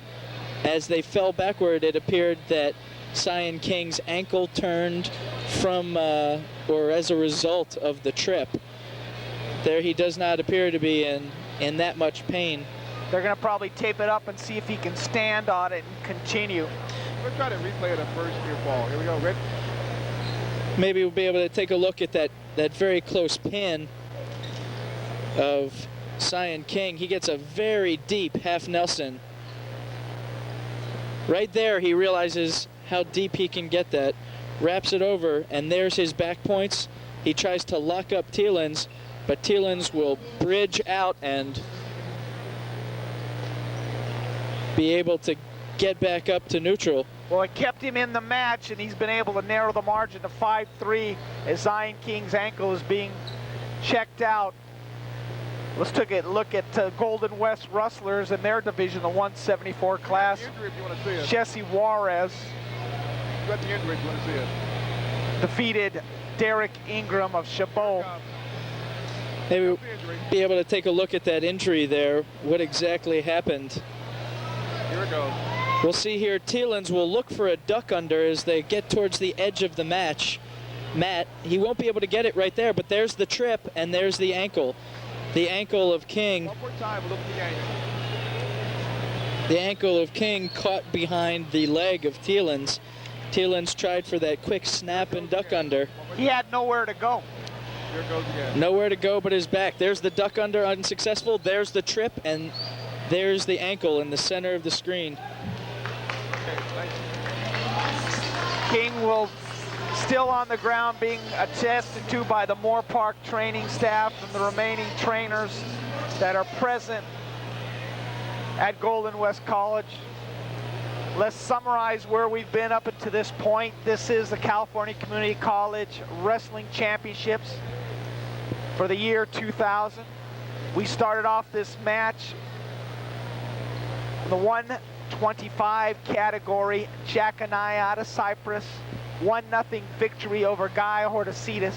In the 133 class, Justin Bedwell out of Chabot went down to defeat by Robert Sepulveda out of Fresno City. In the 141 class, went as expected, James Guizar out of Palomar, his second consecutive title. He won his first title a year ago. In the 133 class, 11-5 victory over Pablo Sanchez. In the 149 category, a crucial match that had implications on the team factor, and Saul Lucatero of Moorpark, 2-1 victory over Casey Olson, which clinched the team championship for the Moorpark Raiders and Paul Keeshaw's second consecutive year. Looks like Sion King is ready to go. 7 seconds remain, period number 1. He still leads 5-3. You can see that left ankle, Sion King, taped up. He's a little tender on it, but nonetheless a competitor and ready to go as he does lead, as you mentioned. And that is the end of period number 1, a long period, an extended period. 5-3, still in favor of the maroon and gold-clad Sion King, Sacramento City Panthers. He is taking on the Wesley Tielens out of Palomar. King on the bottom to start the second period, looking for a quick escape, almost to the point of the escape, and now awarded the 1-point escape by the official. 6-3 now, King still ahead. And King leading with that good right ankle, keeping his left ankle protected and behind. 174 category, Wesley Tielens, the black and red of Palomar Comets. Sion King there looking to overpower Tielens, as Tielens gave out a wounded duck of a shot, and King tried to take advantage, but both wrestlers doing a good job of not giving up points, and so still neutral. 6-3, Sion King with the lead for Sacramento. Both wrestlers in the collar tie-up. Sion King will break that. Tielens again with the single leg takedown. King will work the crossface. Tielens in an excellent opportunity here to score some points. 35 seconds remain. King with the lead, but in trouble. King now throwing in the whizzer, a counter to that single leg. You can see his arm around the arm of Tielens. Tielens looks to trip the leg of King underneath. Still no control awarded to either wrestler. King is looking to use that whizzer, and now diving out of bounds, but the referee will award the 2-point takedown. King there trying to do anything he could to get out of bounds. 6-5 now. Tielens has narrowed the margin with 10 seconds remaining in the second period. With that, I believe Tielens should go on top. In between periods, we'll look at that takedown. Questionable takedown. 5 seconds remain. Sion King holding on with a 6-5 lead over Wesley Tielens. That is the end of the second period. 6-5. King If we can take a look at that takedown there where King was in trouble the whole time with a single leg against him. You can see he has that whizzer in on the arm of Tielens. Tielens will find the opportunity where he grabs the ankle there. Sion will work back to his base and just dive out of bounds, looking to avoid any turnovers. There he dives, but the points are awarded. Back to the action. A point has been gained by Tielens. Tielens has tied it up. We are now even at 6-all. 1:43 remaining. There was a questionable call. We're going to go back to the center of the mat. There we see Tielens gets the escape. King looks for the reversal in a very similar spot that Tielens was awarded the takedown, but King does not get the call. And disagreement from the crowd. Midway point in the year, King was ranked 2nd, Tielens was ranked 6th, so they are very competitive and very even as far as skill. 6-all, 1:24 remaining in this final period, the 174 weight class.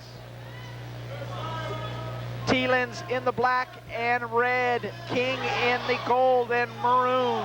Tielens again working that single leg that was successful for him earlier in this period.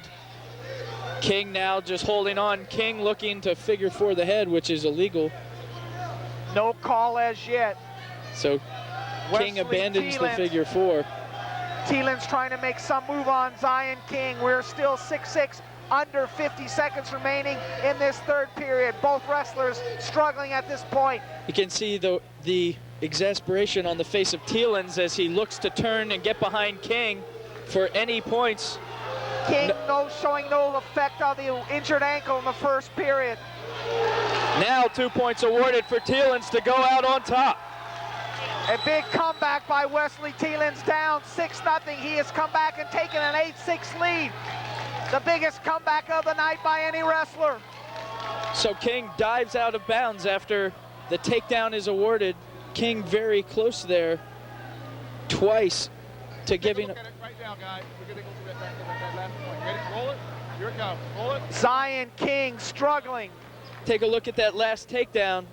King doing everything he can not to give up control. But now control's awarded, so King dives out of bounds to save the clock. Medical staff off the mat. 23 seconds remain, and it's been a tremendous comeback by Wesley Tielens. He has been down 6-0, and he's come back with 8 straight points. 20 seconds remain. Sion King coming off an ankle and injury in period number 1, trying to recover and gain some points. He just gained a point with 13 seconds to go. It's 8-7, 11 seconds remain. So King gets 1 point escape. Right now, he's got to be aggressive and get that takedown. 8-7, Tielens, a tremendous comeback. He trailed 6-0. King trying to get some effort, going with 4 seconds to go, 3 seconds to go, 2 seconds to go. That might be it. A comeback by Wesley Tielens. He wins 8-7 over Sion King. Wesley Tielens thanking his fans. An excellent match. His coach is ecstatic in the corner. Joe Ismay, the most excited man on the floor right now on the effort of Wesley Tielens. Well, Wesley Tielens never saying die there. Down early, almost pinned in the very beginning of the match, and somehow pulls it out at the very end there with that takedown. Being congratulated by his coach Joe Ismay and Mark Cavassa, the assistant coach. What an effort by Wesley Tielens to win the 174 class category in the 2008 Community College Wrestling Championship. That perhaps the most exciting match of the evening up to now. We've seen some fantastic wrestling, but the lead swapped there, a potential pin, a potential injury, and it was anybody's match. 2 questionable calls with a takedown awarded and a takedown not awarded, but nonetheless, both wrestlers there working very hard. Tielens, of course, coming out on top. Time now to acknowledge the winners in the 165 weight class. Number 8 will be Ozu Tirado out of Fresno. Number 7, Josh Jarrett, Golden West representative, finishing 7th. Number 6, Ray Torres out of Moorpark, an outstanding wrestler, not noticed because of the talent that Moorpark has on their squad. Number 5, Alman Kurtzday out of Bakersfield. Number 4, Gerardo Rodriguez out of Cypress. In third, from Palomar, Nick Cardenas, and we've seen him wrestle before in our matches earlier in the year, but that outstanding last-minute victory. Coming in second was Nick Tatum out of Sacramento City, and the winner and defending champ once again out of Sierra, Brian Holt. There's your winners in the 165-pound class. Holt, a very close match with Tatum. If you remember, 3-0 the final as it went back and forth. But a takedown and his escape was the difference in that weight class. Let's look at the standings after the 174 class. Team-wise, Moorpark, of course, has clinched it. They currently are at 106, Fresno 94.5, Palomar 89.5. They jumped ahead with that victory by West Tielens. Now we have the 184 class. Philip Miller, Victor Valley against Chris Gonzales from Moorpark. Gonzales in the black, Miller in the maroon. Scoreless, 2:40 in the first period. Philip Morris out of Victor Valley. Chris Gonzales, second in the state a year ago in the 184 class. Both wrestlers working hard here, collar tie-ups, no points awarded, but as you mentioned, second in the state and fourth in the state, 1 and 2 in their region. These guys know each other well. Chris Gonzales, #1 ranked throughout the course of the year. If you're not familiar with Victor Valley, it's out there in Apple Valley, between Apple Valley and Victorville. Thus the term Victor Valley. And Chris Gonzales there, very close to the takedown, and now is awarded the takedown by the official. Moorpark trying to add to their lead. Their state championship pretty much well secured for the second consecutive year. Chris Gonzales in the black has jumped out to a 2-0 lead. Period number 1, 184 weight class. 1 point awarded there for Philip Miller. It appeared that Chris Gonzales was not ready, and Philip Miller quickly stands up. So 2-1, an easy escape point for Philip Miller. Gonzales trying to just add to the Moorpark Raider total. 2-1, 118 remaining in period number 1. California Community College Wrestling Championships 2000 on the campus of Golden West College in Huntington Beach. Andy Mariani along with Lev Galitzin. Glad we can bring you this action. Golden West Television production. This is our 3rd wrestling competition of the year, and the talent has gotten better. Hopefully we've been able to bring you a better broadcast, and I think we have. We've showcased all the outstanding talent in community college wrestling. Well, our viewers have really been as fortunate as we've been in the caliber of wrestling we've seen this season, from Mount Sac and Palomar to the very best that community college in the state has to offer. So thank you for joining us again. And when you measure up community college California level to the rest of the country, I mean, we're almost in our own nation unto ourselves, the level of athlete we produce. Well, athletes from here go everywhere. As we mentioned, there's several Division I hopefuls, several wrestlers that are in the Division I as of now, former Golden West wrestlers themselves. Okay. And from all over the place. Heath Sims from Cypress, an Olympic wrestler. That's, you know, a gauge of the quality that these guys are facing. Competed in 2000 in the Sydney Games, and we're at the end of period number 1 in this 184 class, and the score is 2-1. Chris Gonzales in the black leading the maroon-clad Philip Miller from Victor Valley. Gonzales will win the toss, elects to defer, and so Philip Miller selects the down position to start the second period, trailing by 1. For Miller's route to the finals, he defeated, with a technical fall, Anthony Di Cristofa out of Skyline 22-6. He pinned Seth Myers of Chabot and defeated Shane Clark 10-7. For For Gonzales, he defeated Lucas Crabtree, technical fall 7-2. Tim Ivis of Santa Rosa 7-3, and Mark Banks of West Valley 11-2 to reach these finals. Well, Philip Miller has tied it up with an escape there, but Chris Gonzales won't let him go that easily as he holds on. Gonzales for Moorpark in the black, Miller in the maroon for Victor Valley. We are tied at 2-2, second period, 1:28 in left to go in the second period in the 184 weight class. Gonzales only points coming from that takedown early in the first. Miller with 2 escapes to tie it up. Miller really getting lucky with the points, getting out of trouble rather than earning points by getting the takedown. 1 minute remains in period number 2. We are tied at 2. Gonzales in the black for Moorpark, Miller in the maroon for Victor Valley. And as you take a look at Chris Gonzales' style, he's very strong in his base, very quick with his feet, and that's something that Philip Miller is going to have to overcome in order to score points against him. Chris Gonzales very conservative in what he gives up, what he makes available even in opportunity, as right now he has a front headlock against Philip Miller. Will try to snap him down or shuck him by and earn 2 more points. Gonzales rated number 1 in the early part of the year. Miller number 3 in this 184 weight class. And in fact, Gonzales is able to get behind Miller for 2 more points. 4-2, 20 seconds remain, period number 2. Moorpark's outstanding wrestler, Chris Gonzales, second a year ago, has the 4-2 lead in period number 2. Philip Miller quickly again up to his feet, looking for a reversal, but only 1 point awarded.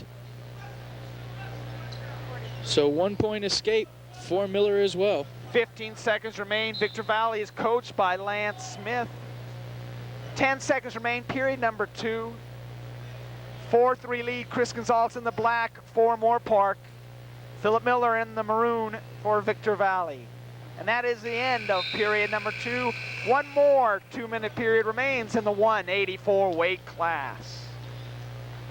So as Gonzales deferred early, he will now take down position. Miller will be on top to start out the end of this third period, the end of this match. Right now, Gonzales the aggressor, both of his sets of points coming from takedowns. Here he earns 1 for an escape, but Miller has been all points given by Gonzales escapes. 5-3 now, Gonzales with the lead. Miller in the maroon trying to get something going with 1:43 left in the match.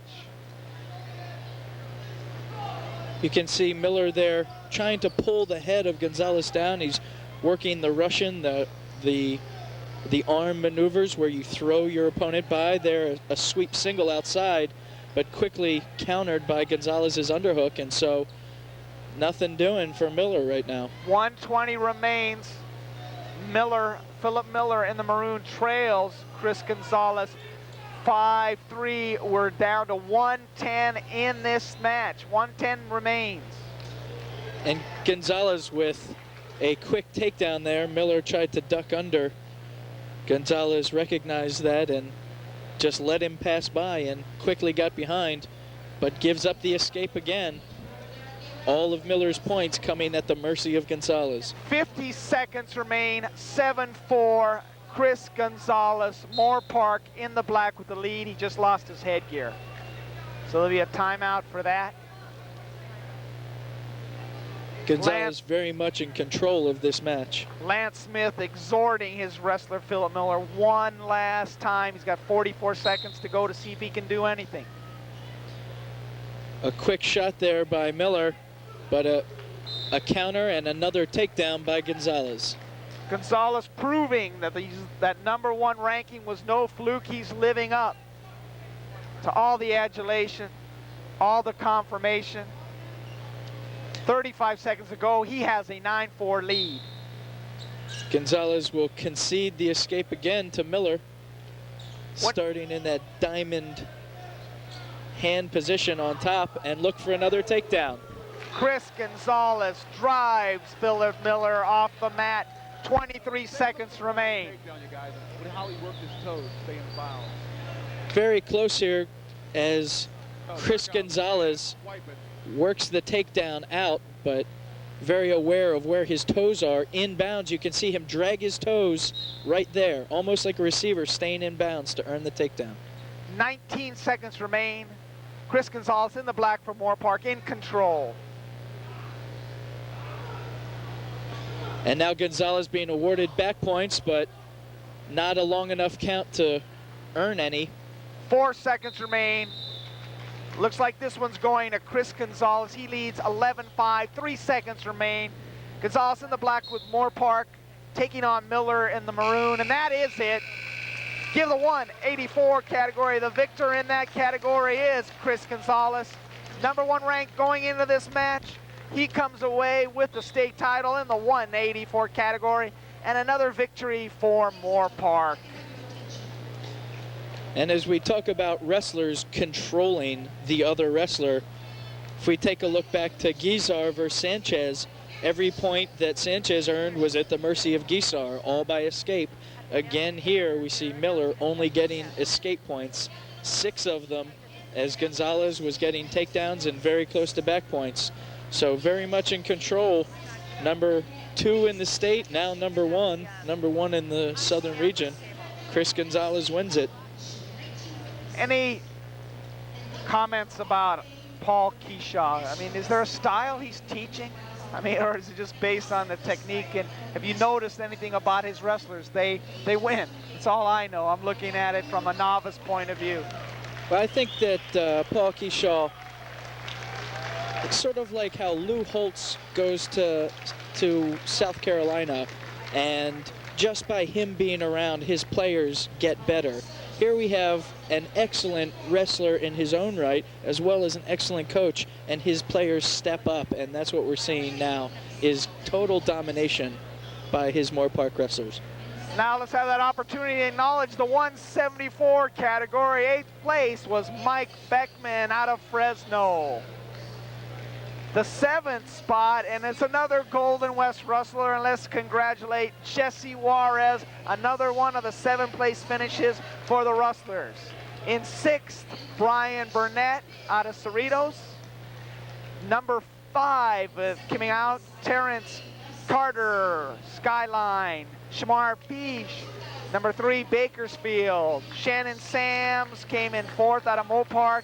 And the 2 wrestlers, Zion King was #2, and we'll see if Zion's up there. And Zion's not up there on the board, so it's probably his ankle is still affecting him, and he was hurt by that. And the title, and a great victory, West Tielens Palomar, down 6-0, comes back to win it 8-6 in the most exciting match of the evening. 174 category, West Tielens, and there's Zion King, bad ankle and all.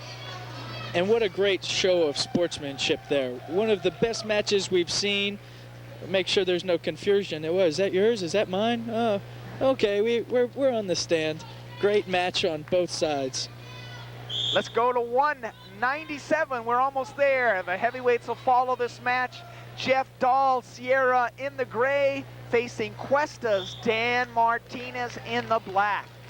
Dan Martinez, #1 in the northern region. Dahl, #2. These guys have seen each other before.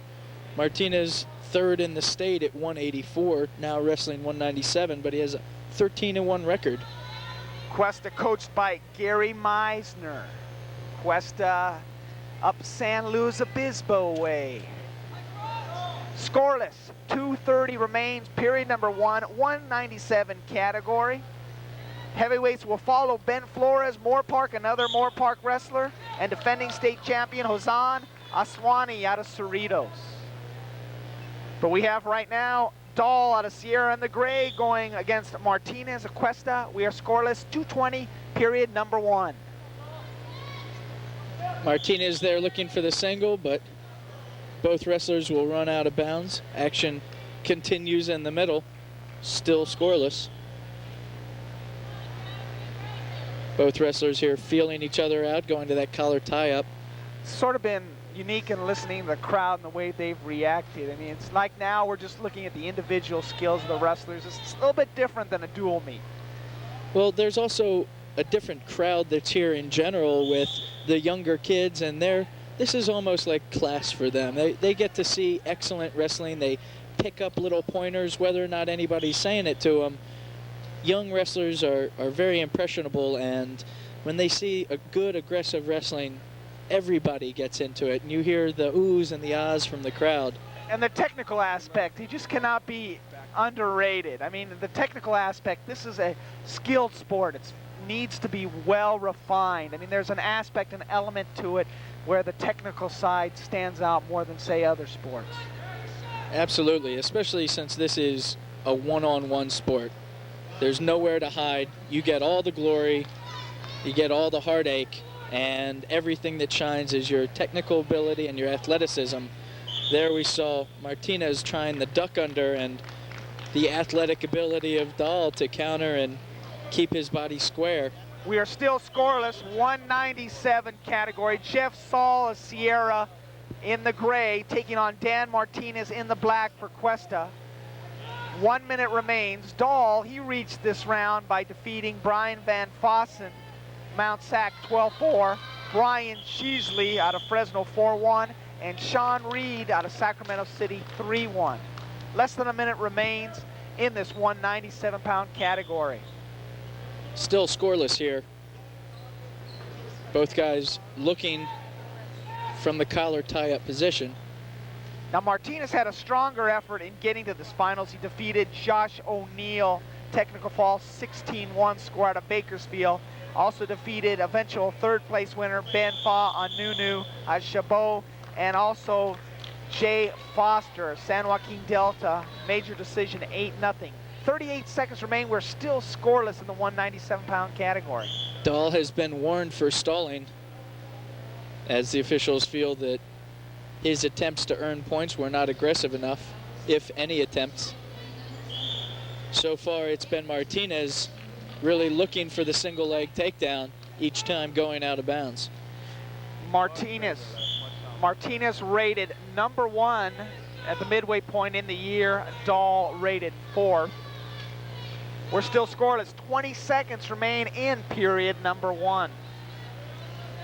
And now 1 point is awarded to Martinez, as the officials feel that Dahl is stalling. That's the difference in the match right now. With that 1 point and the lead, 10 seconds remain.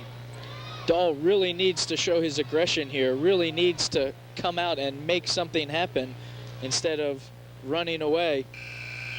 Time will run out, but not before Martinez gets the lead with a stall point. Stall point on behalf of Martinez. Out of Cuesta, Dan Martinez rated #1 going into this match. Might have another injury situation with Jeff Dahl. And a busy training staff tonight. Jeff Dahl is being attended to once again. This corner has had a lot of foot traffic. Well, I think that the trainers were getting a lot more action than they were hoping. This appears to be a bloody nose, which is, you know, commonplace in wrestling. You have no face mask, and with moves like crossface, where you pretty much throw your wrist into the nose of your opponent, a bloody nose is commonplace. Let's acknowledge individuals in the 197 category. Steve Grody for Golden West ended up with a 6th place finish. 4-0 loss to Ben Fa Anunu out of Chabot. Losers bracket then defeated Brian Cheesley of Fresno 8-6. Defeated then Chris Shirley of Palomar 7-5. But eventually lost to Jay Foster of San Joaquin Delta 4-2. And also to Sean Reed of Sacramento City 3-1.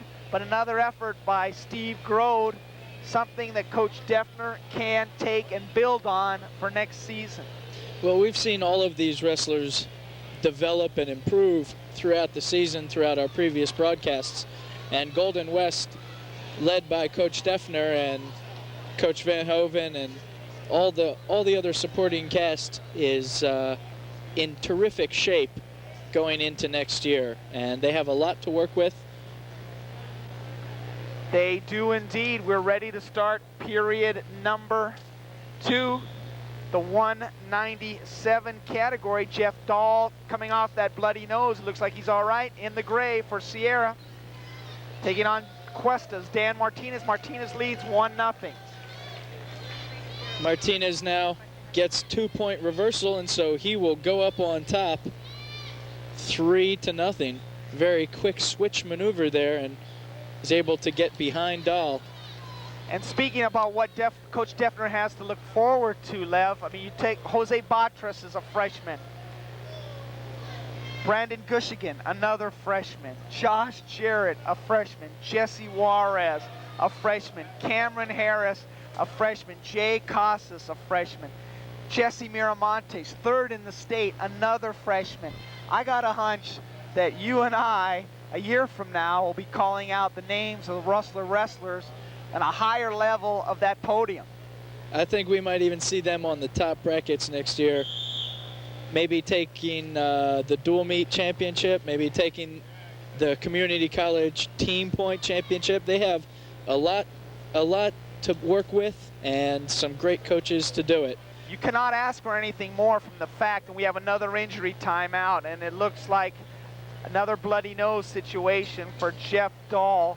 He's going to be checked out one more time as Dan Martinez of Cuesta quietly waits. He's ahead 3-0 in period number 2 with 58 seconds remaining. But back to the Rustlers.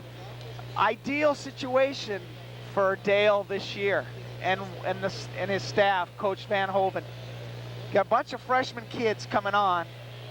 Expectations might not be high coming into this year, yet overall, I'm sure they've exceeded his expectations, and they've gained a lot of experience in the dual meets and in the tournaments that they've competed in. Well, Coach Defner has been in the coaching staff since 1970. He's got Raul Duarte, Mike Van Hoven, Brick Bailey, all helping him out. And just as you said, maybe expectations weren't as high as the results were. Maybe expectations were higher, and you always shoot for the stars. This year, undefeated going into the Palomar match, and it came down to the very last second of the very last match, and they have a loss under their belt, but losses build character, and these guys, as we rattled off the list of freshmen, these are guys that I think nobody really understood how good they were. They have that natural ability, and the coaches shape and mold them into fantastic wrestlers. Next year, some firsts, some thirds, some seconds. Golden West, I definitely think, will improve their showing. Martinez with the lead, 3-0. Period number 2, or less than a minute to go. Dahl took care of that nosebleed. Martinez is in control of the match. Martinez there breaking down Dahl's base, lifting him off the mat as he worked up. Martinez will throw a leg in, but action moves out of bounds. So Martinez maintains control. Dahl still in the down position. Dan Martinez in the black, third in the state in the 184 class a year ago, looking for a title in 197. He leads Jeff Dahl 3-0. 40 seconds to go, period number 2. Dahl in the gray from Sierra. Again, Martinez works that leg, and now the cross-body ride, still with the leg. Looks as if though he may try for a power half Nelson or some other move in order to turn his opponent, but Dahl working very hard to maintain his base. 15 seconds remain, 3-0. Martinez in complete control of this match. You can see there Martinez has the arm bar across the back of Dahl. Very difficult move to defend from the bottom, the officials being very careful. That is the end of period number 2. Martinez of Cuesta. Dan Martinez with a 3-0 lead over Jeff Dahl of Sierra. The heavyweights will follow. Ben Flores, the last. The outstanding Moorpark Raider wrestlers take on defending state champ Oshani out of Cerritos. So to finish it out, Dahl will be on bottom. Final period, 3-0. Martinez in the black with the lead. Dahl trailing from Sierra in the gray. Dahl trying to work to his base. Martinez there with a ball and chain to break him down. Working on the inside wrist control. You see both wrestlers fighting over control of their own wrists, the opponent's wrists. A spiral ride now with a leg in for Martinez in the black. This tournament has met all our expectations. The best wrestling in California Community College. Martinez, 3-0 lead, 1:20 remains, final period. There's the power half Nelson that Martinez was looking for earlier. Dahl working very hard to keep his neck stiff, not to turn under and be turned himself. Martinez has to abandon that and will work something else, but keeps the leg in. A very good controlling position as long as he stays behind his opponent. Stalling warning again, or stalling awarded again to Martinez against Dahl, so 2 points giving up by Dahl because he's stalling. Makes it 4-0. Martinez in the black for Cuesta with the lead. Dahl just trying to ride it out. Less than 40 seconds to go in this match.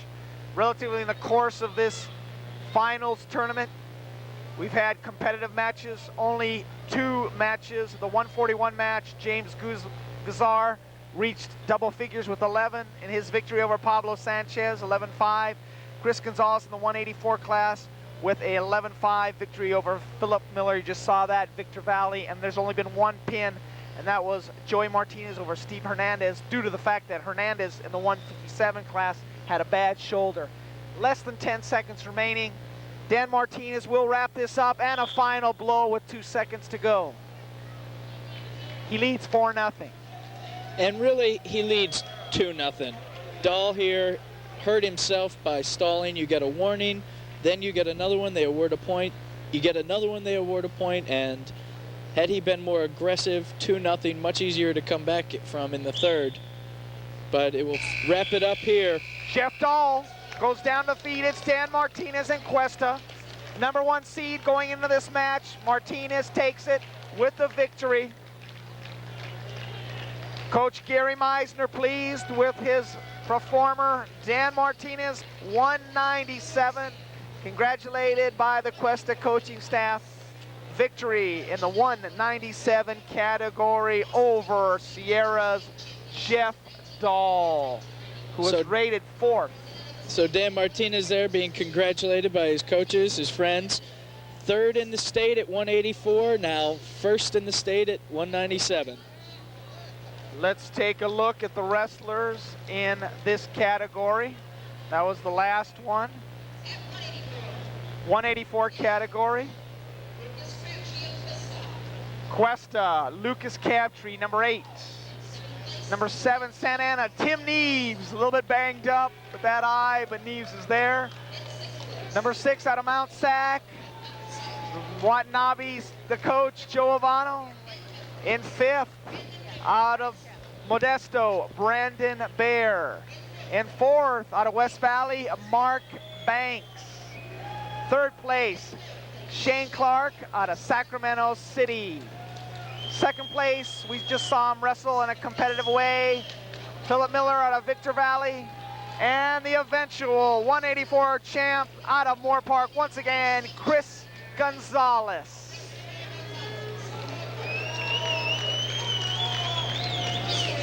And the finals have pretty much been a Moorpark showing. Gonzales wins in 184. Hernandez gets a 2nd in 157. Saul Lucatero, number 1, 149 category. Now it's time for the heavyweights. And after 197-pound category is finished, Moorpark, the team leader with 110 points. Fresno with 94.5. Palomar very close there at one point with Sac City, 89.5. They're at 3rd, and Sacramento City is at 87.5. So the only thing pretty much in jeopardy left is that the Rustlers of Golden West College, if Oshani comes through for Cerritos, might drop. It's a 62.5 to 54 margin. Golden West has secured seventh place, and right now the pressure is off. The team totals are pretty much set, and it's down to the heavyweights. Oshani, defending champ in the 190 silver category, he's wearing the blue. Ben Flores in the black for Moorpark. The distinguished wise Oshani with the sweatband. Oshani, a 14-0 record, as you mentioned, defending champ at 197. Clearly a size difference here as these two wrestlers face each other. And Oshani means business. It looks like he just wants to get this done with Flores. Look at those shoes of Oshani. Are those old, outdated shoes, or tell me about that, Lev?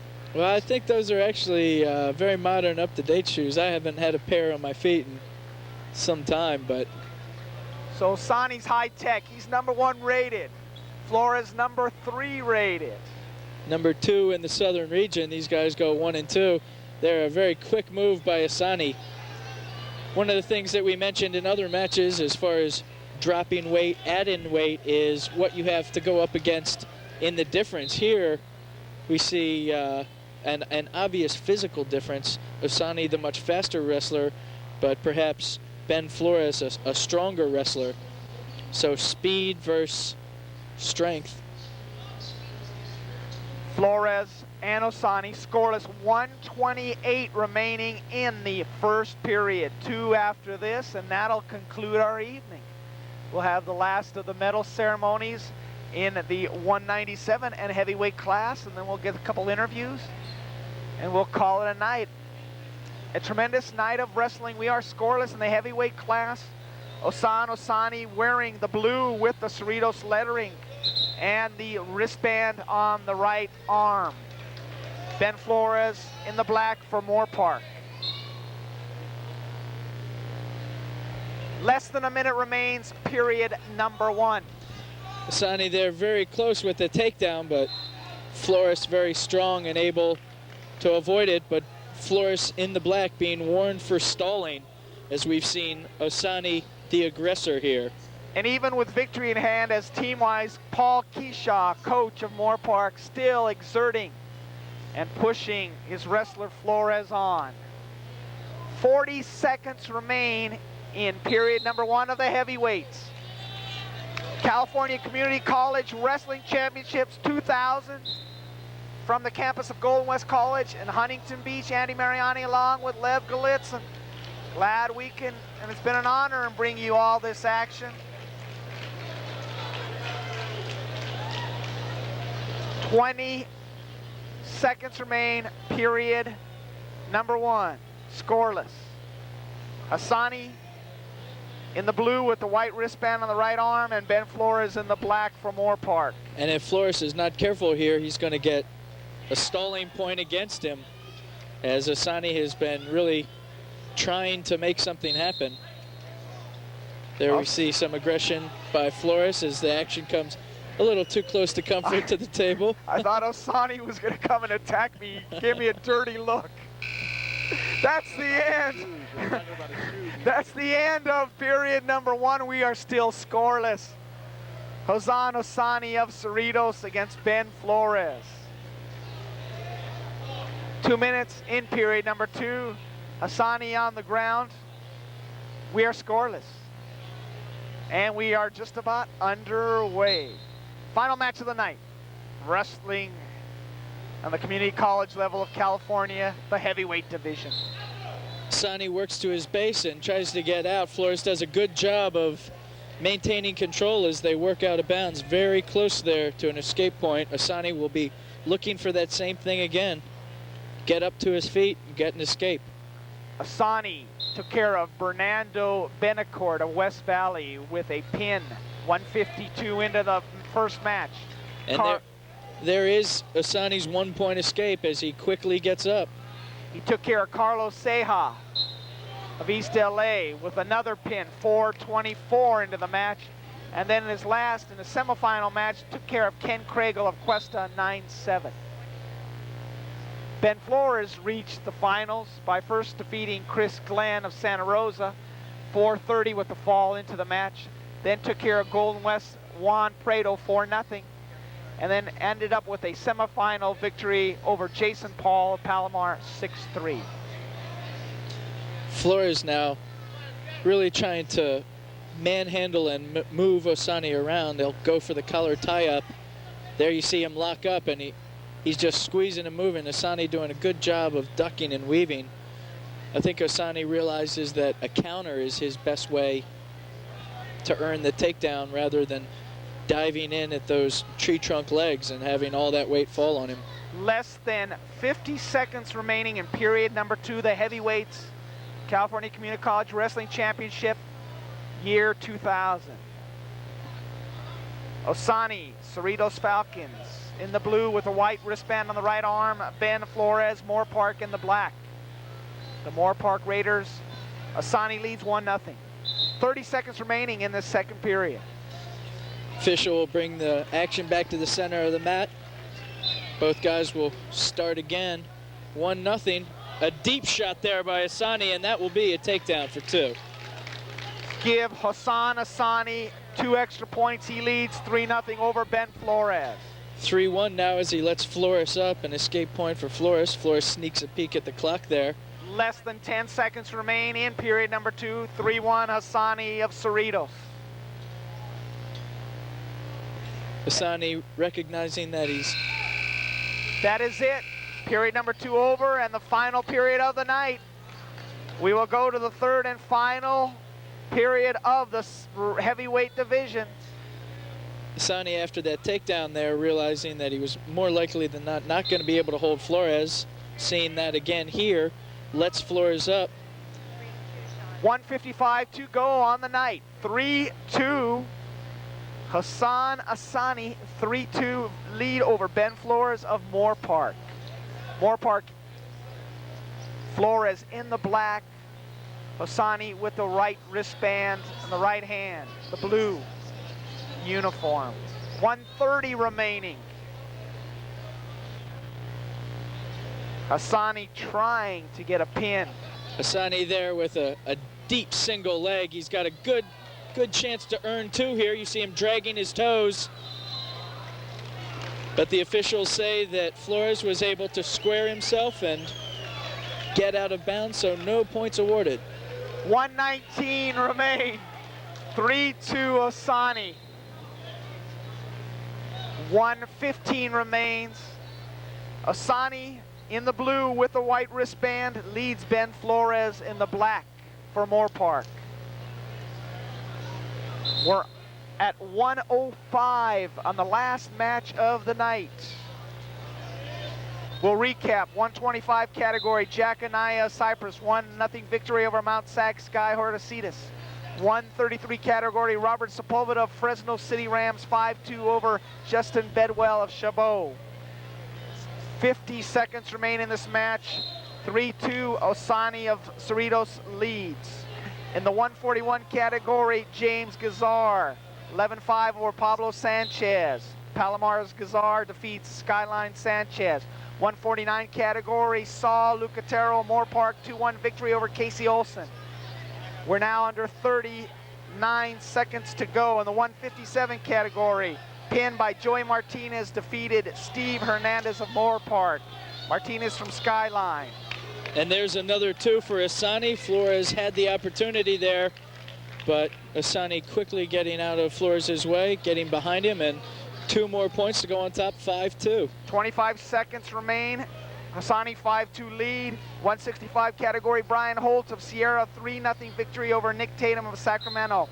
In the 174 category, Wesley Tielens of Palomar, the most exciting match of the night, defeats Sion King, trailing 6-0, rallies to win 8-6. 184, Philip Miller of Victor Valley goes down to Chris Gonzales of Moorpark, 11-5. Jeff Zoll of Sierra, 197 category, loses to Dan Martinez of Cuesta, 4-0. And the final match of the night is going to wrap up. It looks like Oshani with a 5-3 victory over Ben Flores of Moorpark, and they're still going at it at the buzzer.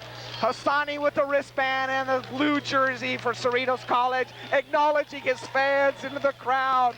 Oshani, 5-3 victory over Moorpark's Ben Flores.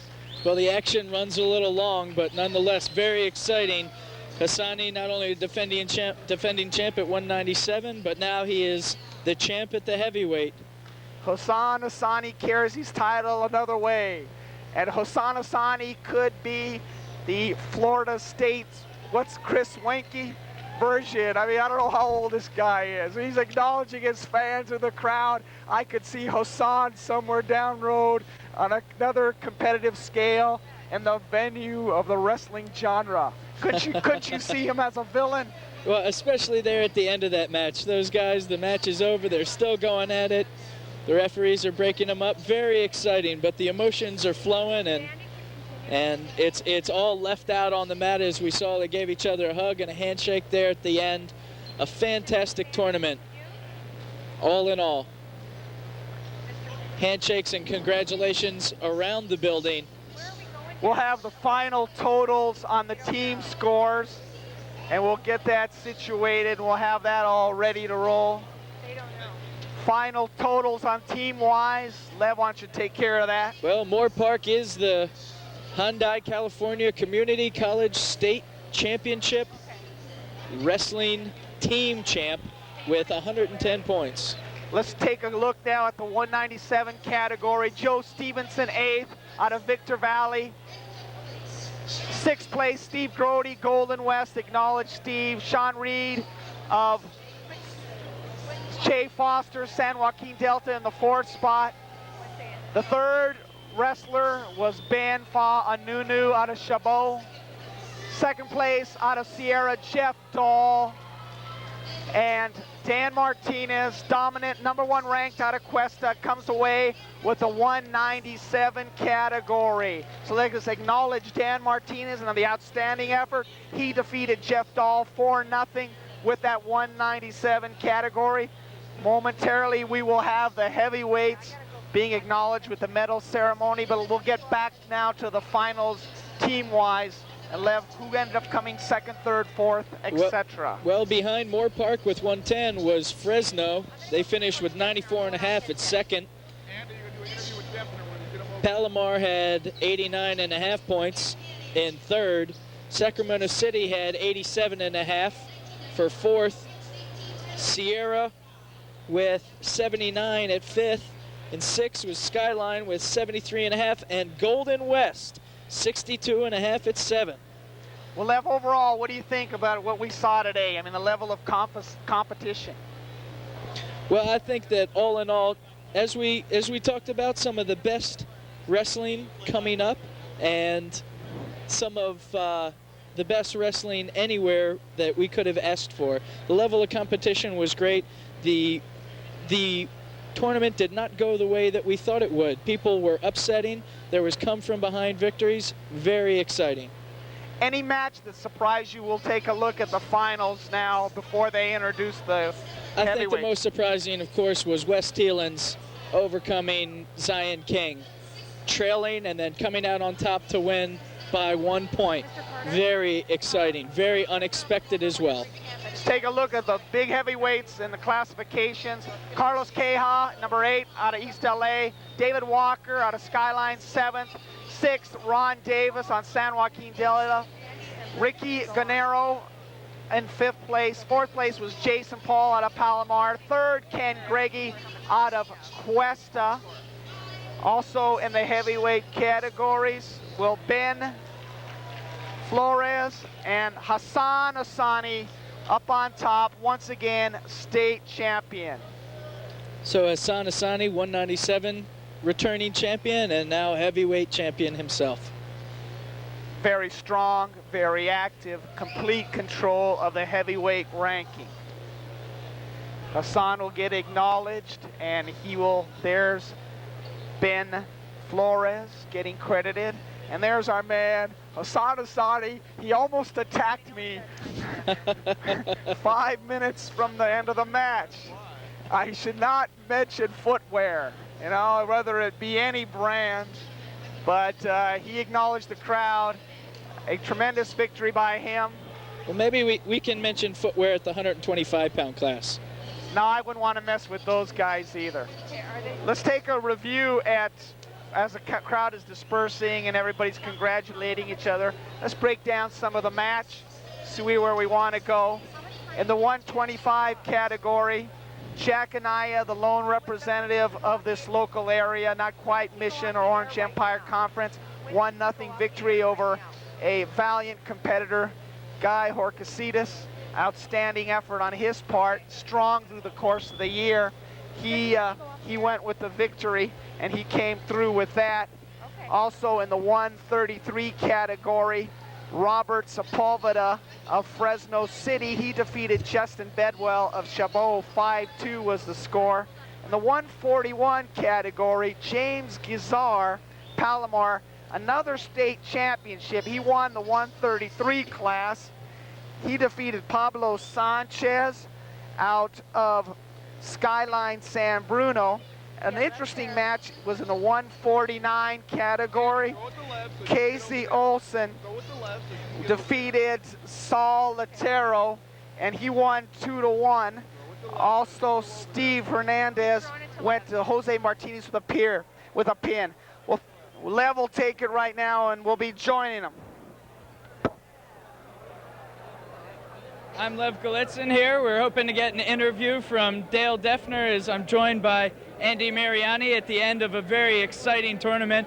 Commotion all around as the excitement is still very high here. Coach Defner should be coming over shortly. Andy, fantastic tournament as we're recapping the end there. We talked about the surprises. We talked about the excitement. In your mind, what was the best match? I think the Tielens match out of Palomar, he came through with that victory, being down 6-0 to King.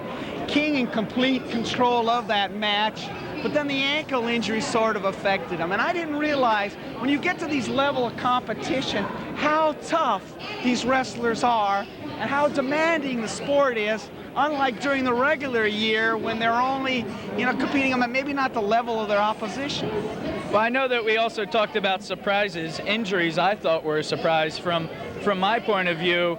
A lot of injuries to shoulders, ankles, noses, and I think that had an effect on the competition. What are your thoughts? Well, it kept the training staff on their toes. I mean, they definitely were working, but that's what a big event's about. I mean, you prepare to have an event such as this. You put forth all your effort to have the people in place, where you have the coaches assisting you.